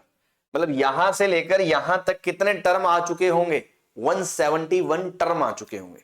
और वो जो टर्म है वो काउंटिंग में ही चल रहे हैं, तो मतलब 1 2 3 4, तो इसका मतलब यहां पर क्या आएगा 171 आएगा, इसका मतलब यहां पर क्या आएगा 172, फिर 173, फिर 174, इस तरह करते करते अब देखो अगले में 19 आएंगे, तो ये वाला नंबर क्या आएगा 190 आएगा। क्या आएगा लास्ट वाला नंबर 190, क्योंकि आगे 1 जोड़ के दूसरा, 2 जोड़ के तीसरा, ऐसे 18 जोड़ के 19 आएगा, 172 + 18 190 आ जाएगी। ठीक, अब आपको फर्स्ट नंबर पता है, लास्ट नंबर पता है, और ये काउंटिंग में है, तो ये भी तो एक एपी है, ये भी तो एक एपी है। तो जो क्वेश्चन में पूछा है 19वें एलिमेंट रो के एलिमेंट्स का सम, वो क्या होगा 19/2 इंटू फर्स्ट प्लस लास्ट। ठीक है भाई, तो ये 2 से ये जाएगा, 2 8 16, 1 2 6 12, 2 9 18, 1 2 5 10, तो 6 5 11, 1 9 9 18, 181 इंटू 19 जो भी आ जाएगा ये आपका आंसर आ जाएगा। ठीक है, आ रही है बात समझ में? तो सिंपल है। Next, find the sum of the common terms of the following 3 APs. देखो इस तरह का क्वेश्चन मैंने आपको कल बताया था, सम नहीं बताया था, सम तो आज बताया, सम तो फिर पता ही है, टर्म्स पता चल गए, कॉमन तो सम तो कर ही लोगे, और कॉमन टर्म निकालना मैंने कल सिखाया था कि कितनी भी एपी दे रखी हूं, सबसे पहला काम क्या करना है, सबसे फर्स्ट पहला कॉमन टर्म ढूंढ रहा है, सबसे पहला कॉमन टर्म क्या है, तो सबसे पहला कॉमन टर्म क्या है वो आपको देखना पड़ेगा। तो उसके लिए आप देखो ये 4 4 के टेबल में चल रहा है, ऐसे 3 7 11 इस तरह, ये 3 3 के, तो 4 में इसका कॉमन डिफरेंस कितना है, 4 है, इसका कॉमन डिफरेंस कितना है, 3 है, इसका कॉमन डिफरेंस कितना है, D3 5 है। ये 2 चीजें होती है इसमें, आपको कल समझाया था, जिनको नहीं पता वो दोबारा देख लें कि सबसे पहले तो ये 4 4 कदम चल के आगे बढ़ रहा है, ये 3 3 कदम चल के आगे बढ़ रहा है, ये 5 5 कदम चल के आगे बढ़ रहा है।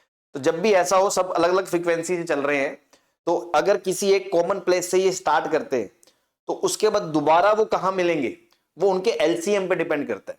जैसे 4 3 12 5 60, इनका एलसीएम जो आएगा वो 60 आएगा। मतलब अगर पहला टर्म x आ गया ना कॉमन, ये फर्स्ट कॉमन टर्म आ गया, मान लो फर्स्ट कॉमन टर्म आ गया, क्या आ गया, कॉमन टर्म, तो उसके बाद जो अगला आएगा ना वो x प्लस 60 पे आएगा। बेसिकली कॉमन टर्म्स भी एक एपी बनाते हैं, और उस एपी का जो कॉमन डिफरेंस होता है वो इन तीनों का एलसीएम होता है।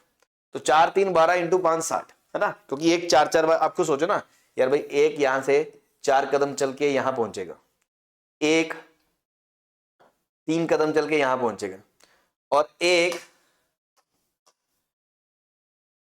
5 कदम चल के यहां पहुंचेगा। तो आप चाहते हो सेम जगह पे पहुंचे, तो सेम जगह पे तो तभी पहुंचेंगे ना जब वो तीनों यहां से शुरू होंगे, ये 5 5 स्टेप कूदेगा, और ये 4 4 कूदेगा, ये 3 3 कूदेगा, तो तीनों के कॉमन टेबल मतलब लोएस्ट कॉमन मल्टीपल एलसीएम जो तीनों में आता हो, जैसे मान लो 60 है तो 4 0, मान लो फॉर एग्जांपल ये 0 होता, मान लो ये 0 होता, तो 0 से 4 फिर 8 फिर 12 फिर 16, 4 4 4 वाला जो चल रहा है उसमें भी 60 आएगा, जो 5 5 चल रहा है 5 10 15 वो भी 60 पे पहुंचेगा, जो 3 3 वाला है वो भी 3 6 9 वो भी 60 पे पहुंचेगा। तो जो अगला नेक्स्ट आएगा ना, पहले कॉमन के बाद अगला जो नेक्स्ट आएगा वो उन तीनों के एलसीएम से जो आएगा वो आएगा। तो अगर पहला नंबर पता चल जाता है और उसके बाद एलसीएम निकाल लो, तो अगला 60 ज्यादा, फिर अगला 60 ज्यादा, फिर अगला 60 ज्यादा, इस तरह से एक एपी बनती है। ये लॉजिक है। तो पहला टर्म क्या है? अब पहला टर्म अगर आपको आंखों से दिख रहा है तो अच्छी बात है, नहीं तो आप सोचो इसका जनरल टर्म क्या है, 4n-1, क्योंकि कॉमन डिफरेंस 4 है तो 4n टाइप तो आएगा ही आएगा, और 1 रखने पे 3 आना चाहिए। ऐसे ही इसका जो जनरल टर्म है वो 3 3 का गैप है, तो 3, अब देखो इसका n और इसका n सेम ना हो जाए, तो ये n1 बोल दो, ये n2 बोल दो, 3n2, 1 रखने पे 2 आना चाहिए, तो 3n-1, और तीसरे का 5 5 का गैप है तो 5n3, और 1 रखने पे 2 आना चाहिए तो -3। तो n1 n2 n3 क्या है कि जो पहला कॉमन टर्म है वो इस सीक्वेंस का n1 टर्म है, इस सीक्वेंस का n2 टर्म है, इस सीक्वेंस का n3 टर्म है, और n1 न2 n3 नेचुरल नंबर है, तो वो तीनों अगर बराबर हैं क्योंकि कॉमन टर्म है तो ऐसा रिलेशन होगा। अब तुम्हें सीधा नहीं दिख रहा है ऐसे पूरा सीक्वेंस, या तो आगे एक्सटेंड करो, ठीक है, फिर वैसे देख लो, नहीं तो आप इसको इक्वेट कर लो कि यार ऐसा है कि ये दोनों भी बराबर होंगे, तो इसका मतलब 4n1 बराबर क्या होगा, 3n2 होगा, ठीक, एंड ये दोनों भी बराबर होंगे तो वहां से 3n2 बराबर क्या होगा, 5n3 -2 होगा। अब आप देखो आपको n1 n2 n3 तीनों नेचुरल चाहिए और इस रिलेशन को फॉलो करने चाहिए, तो आप ट्रायल से सबसे पहले n3 को 1 रखोगे, 1 रखोगे तो 5 - 2 3 आएगा, 3 से 3 कट जाएगा, n2 1 आ जाएगा, n2 1 आ जाएगा। जब यहां रखोगे तो n1 नेचुरल नहीं आएगा, इसका मतलब n3 1 नहीं हो सकता, n3 1 नहीं हो सकता, वो तो दिख ही रहा है 1 मतलब फर्स्ट टर्म थोड़ी कॉमन टर्म है, वो तो है ही नहीं। तो शुरू के देखो मुझे 4 तक तो कॉमन टर्म दिख ही रहे नहीं है, ऐसी मैं 5 रखूं तो 5 5 25 -2, सॉरी n3 इसका है ना, n3 इसका है, तो शुरू के 4 तक तो दिख ही रहा है, सही बात है। तो 5 रखो, 25 -2 तो 23, 23/3, क्या n2 नेचुरल आएगा? नहीं, तो 5 भी नहीं चलेगा। फिर 6 रखा, 30 -2 28/3, नहीं चलेगा। 7 रखा, 7 5 35 -2 33/3 11, हाँ n3 7 चलेगा। 7 रखोगे तो 35 -2 33, 33 से 11 n2 11 चलेगा। n2 11 रखोगे 33/4, ये नहीं आएगा, तो ये फिर रिजेक्ट हो गया। फिर 8 5 40 -2, नहीं चलेगा। 9 रखोगे, 9 5 45 -2 43, वो भी नहीं चलेगा। 10 रखोगे 50 -2 48, 48 से ये 16 आ जाएगा, और ये 16 यहां रखोगे तो 48 4 12, हाँ जी। तो पहला सेट जो आया वो ये आया कि पहले का 12वां टर्म, दूसरे का 16वां और तीसरे का 10वां टर्म वो फर्स्ट कॉमन टर्म होगा। तो पहले वाले में n1 की जगह 12 रख दो, 12 4 48 -1 47। तो इसका मतलब इन तीनों में जो कॉमन टर्म का सीक्वेंस आएगा ना, वो पहला टर्म 47 आएगा। तो अगला क्या आएगा? 47 + 60। अगला क्या आएगा? 47 + 2 × 60 मतलब 120, और इस तरह से चलेगा। और इस तरह से मैंने कहा था आप सीरीज निकाल के इसका जो जनरल टर्म है ना, वो इन तीनों में जो सबसे छोटा है, जो तीनों में सबसे छोटा है, क्योंकि वहीं तक कॉमन आ सकते हैं, उसके आगे तो जा नहीं सकते, उससे भी छोटा करवाओ और n को गिन लो। मतलब इसकी जनरल टर्म क्या आ गई? a + n - 1d, तो 60n - 60, ये 13। इन तीनों में सबसे पहले कौन खत्म हो रहा है? ये। तो 197। इससे छोटा कब है ये? इससे छोटा कब? या ये इनइक्वालिटी सोल्व करने की बजाय आप सीधा यही सोल्व कर लो, 60n - 13 = 197, कि अगर ये 97 होता है तो क्या होगा? 60n बराबर क्या होगा? 210। तो n बराबर क्या होगा? 21/6, 3 पॉइंट समथिंग। अब ये देखो 3 पॉइंट समथिंग पे होगा, मतलब 3 पॉइंट समथिंग पे वो उसके बराबर होगा। तो उससे आगे जाओगे तो वो 197 से बड़ा हो जाएगा, और 3 पॉइंट समथिंग तो कुछ होता नहीं है, मतलब चौथा टर्म 197 से बड़ा होगा और तीसरा टर्म 197 से छोटा होगा, तो 3 टर्म कॉमन आएंगे। अब यहां से भी सोल्व कर सकते थे वही चीज कि 60n 210, तो n जो है वो छोटा होना चाहिए 3 पॉइंट समथिंग से, तो 3 पॉइंट समथिंग समथिंग मतलब 3 टर्म तक ही कॉमन टर्म आएंगे। और इसमें तो वैसे ही दिख रहा है 47 + 60 + 120, उसमें 60 जोड़ोगे तो वो 200 से बड़ा हो जाएगा। तो बस 3 टर्म कॉमन आए, और उनका आपसे क्या पूछा था? सम। तो आपका आंसर क्या आ जाएगा? आंसर क्या आ जाएगा? 47 प्लस, उसमें 47 + 60 जोड़ेंगे तो 107, प्लस 60 जोड़ेंगे तो 167, ये आपका आंसर आ जाएगा। ठीक है भाई, क्लियर है? चलिए next, find the sum of all integers from 1 to 100 which are divisible by 2 और 3। तो देखो सबसे पहले तो डिविजिबल बाय 2, डिविजिबल बाय 2 का मतलब जो इवन होंगे, है ना, हर जो दो दो नंबर से डिविजन होंगे, 1 से 100 के बीच। तो सबसे पहला क्या आएगा? 2, फिर 4, फिर 6, इस तरह करते करते करते लास्ट क्या आएगा? 100। ठीक है भाई, तो इनका सम निकाल लिया पहले। तो ये 100, ये ऑल्टरनेटिव टर्म है, तो 50 टर्म्स होंगे ये। Total number of terms by 2 into first plus last. ठीक है, ये 2 से ये कट करेगा 2, और ये 50 आ जाएगा, 50 प्लस ये 1 51, तो 50 इंटू 51 आ जाएगा 255, है ना, ये मतलब 2550 आ जाएगा। केस 2 जो डिविजिबल बाय 3 होंगे, तो डिविजिबल बाय जो 3 होंगे वो क्या होंगे? पहला 3 आएगा, फिर 6 आएगा, फिर 9 आएगा, ऐसे ही देख लो लास्ट टर्म क्या होगा 3 से डिविजिबल। तो अब ये तो बहुत छोटा है, ये तो मैनुअली देख सकते हो, अदरवाइज जनरल टर्म को आप लिख के उससे कंपेयर कर सकते हो। तो यहां तो आपको दिख रहा 99 होगा, 99 3 से डिविजिबल होगा। अब देखो ये 3 का टेबल ही तो चल रहा है, 3 1 जा 3, 3 2 जा 6, 3 3 जा 9, 3 4 जा, तो 333 जा, तो ऑब्वियसली कितने टर्म है? 33 टर्म है। तो इनका सम जो होगा वो क्या होगा? 33/2 number of terms by 2 into first plus last. तो ये आ जाएगा 3 9 12 2, 3 9 12 102/2 और इंटू 33। तो 2 से ये करोगे तो 56, तो 56 इंटू 33 आ जाएगा ना, 56 इंटू 33। तो 3 6 18 1 3 5 15 1 16, 3 6 18 1 3 5 15 1 16, 8 14 8 27 28 और 48, है ना, जो भी है कैलकुलेशन वगैरह चेक कर लेना, अदरवाइज ये आपका जो भी आ गया वो आ जाएगा। ठीक, नाउ अब दिक्कत क्या होती है, गरीब आदमी गलती क्या करता है, वो इस आंसर में ये आंसर जोड़ देता और आंसर देता है कि सर 2 से डिविजिबल निकाल लिए, 3 से डिविजिबल निकाल लिए, उनका सम निकाल लिया, आपका आंसर आ गया। लेकिन आप एक चीज भूल जाते हो कि डिविजिबल बाय 2 और डिविजिबल बाय 3, डिविजिबल बाय 2 और डिविजिबल बाय 3 में कुछ नंबर कॉमन भी आ गए। कैसे? जैसे 6 2 से डिविजिबिलिटी में भी काउंट हो गया, 3 से डिविजिबिलिटी में भी काउंट हो गया। ऐसे ही 12 3 से भी काउंट हो गया, 2 से भी। तो कौन से काउंट हो गए? जो दोनों में कॉमन थे, जो दोनों में कॉमन थे, 2 में और 3 में। तो 2 से भी जो डिविजिबल होंगे और 3 से भी डिविजिबल होंगे, वैसे वो नंबर किससे डिविजिबल होंगे? डेफिनेटली वो 6 से डिविजिबल होंगे।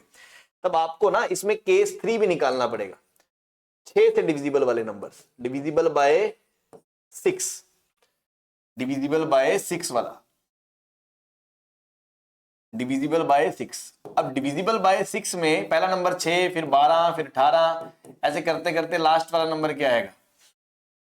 अभी लास्ट वाला नंबर क्या आएगा? 6 एकम 6, 4 से डिवाइड करोगे 36, 16, 96 आएगा ना, 96 ही आएगा, क्योंकि 96 6 से डिविजिबल होगा और उसके बाद तो फिर 6 से डिविजिबल नहीं होगा। तो ये नंबर कितने होंगे? 16, 16 6 96 है ना, 16 नंबर होंगे। तो 16/2 इंटू फर्स्ट प्लस लास्ट, और यहां से आपका आंसर आ जाएगा 8 इंटू 102, ये आ जाएगा 816।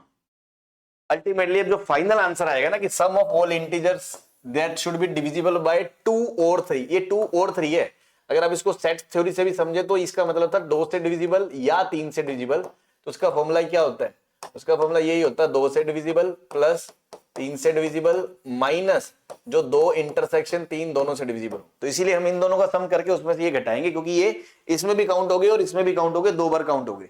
तो जो फाइनल आंसर आएगा ना आपका, वो आएगा 2550 प्लस 2848, और ये माइनस जो भी करोगे 816। इससे जो भी आ जाएगा कैलकुलेट कर लेना, है ना, जोड़ घटाव होता रहेगा, ये आपका आंसर आ जाएगा। तो आई होप आपको इस तरह के फंडे समझ में आ रहे होंगे और इस तरह के क्वेश्चंस आपको जेईई पीवाईक्यूज में देखने को मिलेंगे। तो ये बेसिक क्वेश्चंस है जो आपका बेस बनाने। Next, the find the sum of the first n terms of the series.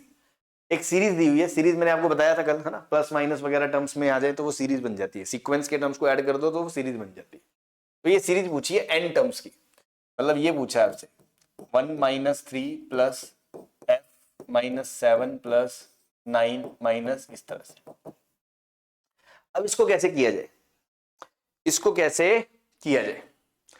तो इसमें एक थॉट तो ये आता है कि क्यों ना सर हम टर्म्स ऐसे ऑल्टरनेट टर्म्स को क्लब कर लें, ऑल्टरनेट टर्म्स को क्लब कर लें और इन वाले ऑल्टरनेट टर्म्स को अलग क्लब कर लें, मतलब 2 अलग अलग सीरीज बना लें, है ना। एक वन ऑफ द थॉट तो ये आता है कि ऐसा करो भाई, ये 1 + 5 + 9 प्लस ये सीरीज बना लो। ऐसे ही ये जो ब्लू वाले इकट्ठे करे हैं उनमें माइनस कॉमन आ जाएगा, उनमें माइनस कॉमन आ जाएगा, 3 + 7 प्लस फिर 11, ये एक सीरीज आ जाएगी। ये एक एपी आ गई, ये एक एपी आ गई, कॉमन डिफरेंस आ गया, इसको सॉल्व कर लेंगे। लेकिन अब दिक्कत क्या है, आपको इनमें टर्म्स नहीं पता कितने हैं। अब कुछ बच्चे क्या गलती करते हैं, वो कहते हैं n टर्म्स हैं, आधे इधर कर दो आधे इधर कर दो। ऐसा थोड़ी है। अगर n इवन है, अगर n इवन है, मान लो 50 टर्म है, तो 25 इधर 25 इधर, तब तो n/2 इधर n/2 इधर बोल सकते हो। और अगर n ओड है, मान लो 51 है, तब 25.5 थोड़ी बोलोगे, तब तो 26 इधर होंगे और 25 इधर होंगे। तो बेसिकली ना 2 केस बनाने पड़ते हैं यहाँ। केस 1, अगर n इवन है, अगर n इवन है तो इस सीरीज में भी n/2 टर्म्स होंगे और इसमें भी n/2 टर्म्स होंगे। और केस 2, अगर n ओड है, अगर n ओड है, अगर n ओड है तो इसमें एक ज्यादा होगा ना, तो n + 1/2 टर्म्स होंगे। आप खुद देख सकते हो, जैसे मान लो मैंने कहा 51 टर्म है, तो 51 में 26 इधर आएंगे, तो वो कैसे आएगा, 51 + 1 52/2 26, तो n + 1/2, और उसमें कितने आएंगे 50, 51 है तो 25 आएंगे, तो वो कैसे आएगा 51 - 1, मतलब टोटल ओड होता है ना, तो जब ज्यादा वाले में काउंट करना हो तो +1/2, कम वाला घटाना हो तो -1/2, और ये आएगा n-1/2 टर्म्स। जब आप इस एपी का फॉर्मुलेशन लगाओगे, फॉर्मूला लगाओगे number of terms, total number by 2 × 2a + n-1d, उसमें जो n रखोगे वो इस केस में n/2 रखोगे, इस केस में n+1/2 रखोगे, तो आपको दो केस बना के आपको आंसर देना पड़ेगा, और थोड़ा सा ये कैलकुलेशन वाइज लेंदी हो जाएगा, है ना, मतलब हो तो जाएगा लेकिन थोड़ा सा n की जगह ये रखना पड़ेगा, या कुछ जगह क्या करते हैं, आप ऐसा भी कर सकते हो, n को 2k बोल दो, ये इवन नंबर्स हैं 2k, तो यहां पर इसको k रख दो, ये भी k हो गया, और यहां पर ये क्या हो जाएगा, अगर ओड नंबर है तो n को 2k + 1 भी बोल सकते हो, 2k + 1 बोल दोगे तो ये k + 1 टर्म्स हो जाएंगे और ये k टर्म्स हो जाएंगे। अब आपको वो n/2 लगाने की जो झिल्लाहट महसूस होती है ना, वो नहीं होगी, आप k + 1 में खेल जाओगे, लेकिन फाइनल जब आंसर आएगा वापस, तो वापस k की जगह n/2 और फिर यहां से k की जगह n-1/2 तो आपको डालना ही पड़ेगा, क्योंकि k तो आपने माना है, ठीक है भाई। या एक और शिकारी अप्रोच मेरे पास है ना, एक और शिकारी अप्रोच है, मतलब डिपेंडेंसी तो उसमें भी है n पे, ओड इवन पे, लेकिन थोड़ा ना ये ऐसे कैलकुलेशन इतनी गंदी नहीं होगी, उसके लिए थोड़ी सी शिकारी नजरें चाहिए। शिकारी नजरें ये है कि मैंने क्या करा, मैंने कहा 2-2 के जोड़े बना लो सर, है ना, 2-2 के जोड़े बना लो। अच्छा सर ये क्या कर रहे हो, है जोड़े, है ना, हम भी चाहते हैं जोड़ा बने, है ना, तुम्हारा पता नहीं भगवान बने ना बने, यहां मैं जरूर बना दूंगा, है ना, ये देखो तुम्हारी ऐसी हरकत रही तो बनेगा भी नहीं, ये -2, इन दो का सम -2, अभी दिख रहा है ना, इन दो का सम -2, अगले दो का सम -2, दो का सम बना लिया मैंने। अच्छा सर दो का सम -2 आ रहा है, ठीक है, तो अगर इवन टर्म्स हुए, केस 1, अगर इवन टर्म्स हुए, even terms, total term n है, मान लो 50 है, और दो को क्लब को इकट्ठा करा तो जोड़े कितने बनेंगे 25, तो टोटल टर्म n है तो जोड़े कितने बनेंगे n/2, तो n/2 जोड़े बनेंगे, और हर जोड़े की वैल्यू -2 आएगी, -2 तो ये, तो आपका आंसर आ जाएगा -n। ये आंसर तब है जब केस 1 इवन टर्म्स है, और जब ओड टर्म्स है, जब ओड टर्म्स है तब सर दो के जोड़े तो तब भी बन जाएंगे, -2 तो तब भी आ जाएगा, लेकिन लास्ट में एक टर्म बच जाएगा। अब वो टर्म क्या होगा फिर वो निकालना पड़ेगा, तो उससे बेटर है, मैं ऐसा कह रहा हूं कि लास्ट से जोड़े मत बनाओ, मतलब ऐसे जोड़े मत बनाओ, फिर जोड़े पता कैसे बनाओ, फिर अपना गेम पलटो थोड़ा, है ना, 1 - 3 + 5 - 7 + 9, ऐसे करते करते जो भी लास्ट टर्म होगा, लास्ट टर्म जो भी होगा, तो लास्ट वाले का सेकंड लास्ट से, फिर उसका उसके पीछे वाले से, ऐसे करते करते इसका इससे, और फिर इसका इससे, देख पा रहे हो, अब एक अकेला रह जाएगा, एक अकेला रह जाएगा, उधर से दो के जोड़े कंप्लीट बन जाएंगे, क्योंकि ओड नंबर्स हैं तो दो के जोड़े बनेंगे, एक बचेगा बस, इधर वाला एक बच जाएगा। इधर से क्यों नहीं बनाया, क्योंकि फिर मुझे लास्ट नंबर निकालना पड़ता, वो भी आ जाता, बट इसमें देखो फर्स्ट नंबर तो पता ही है 1 है, और बाकी दो आगे, और ये भी 2 आएगा, अब यहाँ -2 नहीं आएगा, 5 - 3 2 आएगा, 9 - 7 2 आएगा, ऐसे अगले दो का सम 2 आएगा, और ऐसे जोड़े कितने बनेंगे, टोटल नंबर थे n, उसमें से इसको छोड़ दो, ये सिंगल आदमी है ना तुम्हारी तरह, इसको छोड़ दिया तो बचे n-1, n-1 ने जोड़े बना लिए, तो आधे जोड़े बनेंगे, तो n-1/2 जोड़े बनेंगे, हर जोड़े की वैल्यू कितनी है 2 × 2, और ये 1 जो है एक्स्ट्रा वो ये बच गया, ये 2 से 2 कट गया, n-1 + 1, 1 से 1 कट जाएगा, आपका आंसर n आएगा। तो इसका जो फाइनल आंसर आएगा ना, final answer that is -n, अगर n इवन नंबर है, और n अगर n ऑड नंबर है, ठीक है भाई, क्या आएगा, अगर -n अगर n इवन नंबर है, n अगर n ऑड नंबर है, ये आपका फाइनल आंसर आ जाएगा। तो यहां पर इसमें हमने मेन जो टेक्निक सीखी है वो ये टेक्निक है कि ऐसे पेयर अप करके भी हो जाता है, और केसेस बनाने वो भी चीजें आपको समझ में आ गई होगी इस क्वेश्चंस के थ्रू, ठीक है। चलिए next and the last question of the day. अब ये बस सेम वही रिपीट ये पिछले वाले का किस तरह आ गया, हालांकि अभी एपी देख के जिन्होंने, अभी सिर्फ हम एपी पढ़ रहे हैं, तो एपी के हिसाब से तो ये क्वेश्चन में हमें थोड़ा सा लगेगा कि यार कुछ चैलेंजिंग है, लेकिन जब आप आगे जाके और भी सिग्मा मेथड वगैरह देख लोगे तो उसको देखने के बाद आपको और भी कई थॉट्स आएंगे कि प्लस प्लस अलग कर लो, माइनस माइनस अलग कर लो, ऐसे कर लो। या एक थॉट ये भी है, मैंने यहां पे भी डिस्कस नहीं करा, इसमें भी हो सकता है कि सर ये माइनस माइनस वाले टर्म अगर ना होते, है ना, माइनस माइनस वाले टर्म अगर ना होते, है ना, काश यहां प्लस वाले टर्म होते। तो काश क्या होता है ना, तुम्हें प्लस वाले टर्म चाहिए, तुम प्लस वाले टर्म जोड़ लो। तो मैंने कहा +3 +7 ये टर्म्स मैं जोड़ देता, और एक बार जोड़ा है, घर का राज तो है नहीं, तो एक बार घटाने भी पड़ता। अगर मैं एक बार जोड़ता और एक बार घटाने भी पड़ते तो होता क्या कि 1 + 3 + 5 + 7 + 9 एक सीरीज अलग आ जाती, और जो माइनस वाले एक तो हमने करे हैं -3 -7 काउंटर करने के लिए, और एक ऑलरेडी है, वो सीरीज अलग हो जाती है, वो 2 टाइम्स हो जाता। तो -2 कॉमन आके 3 + 7 वो अलग आ जाती। ये भी एक थॉट था, लेकिन अगेन उसमें भी इवन है, ओड है, केसेस बनाने पड़ते हैं। तो इस क्वेश्चन के लिए बेस्ट मेथड ये है। केस तो यहां भी बनाने पड़ेंगे बट इससे जल्दी हो गया। वैसे ही यहां पर भी आगे जाके मैंने कहा जो आप मेथड्स पढ़ लोगे उससे आपके थॉट्स आएंगे, ये कर लो ये कर लो, लेकिन अभी के लिए जो बेस्ट मेथड है वो ये है पेरी, वो है पेरी। देखो जोड़े बन रहे, a² - b² क्या होता है, a + b a - b। ऐसे ही ये वाला a² - b² a + b a - b।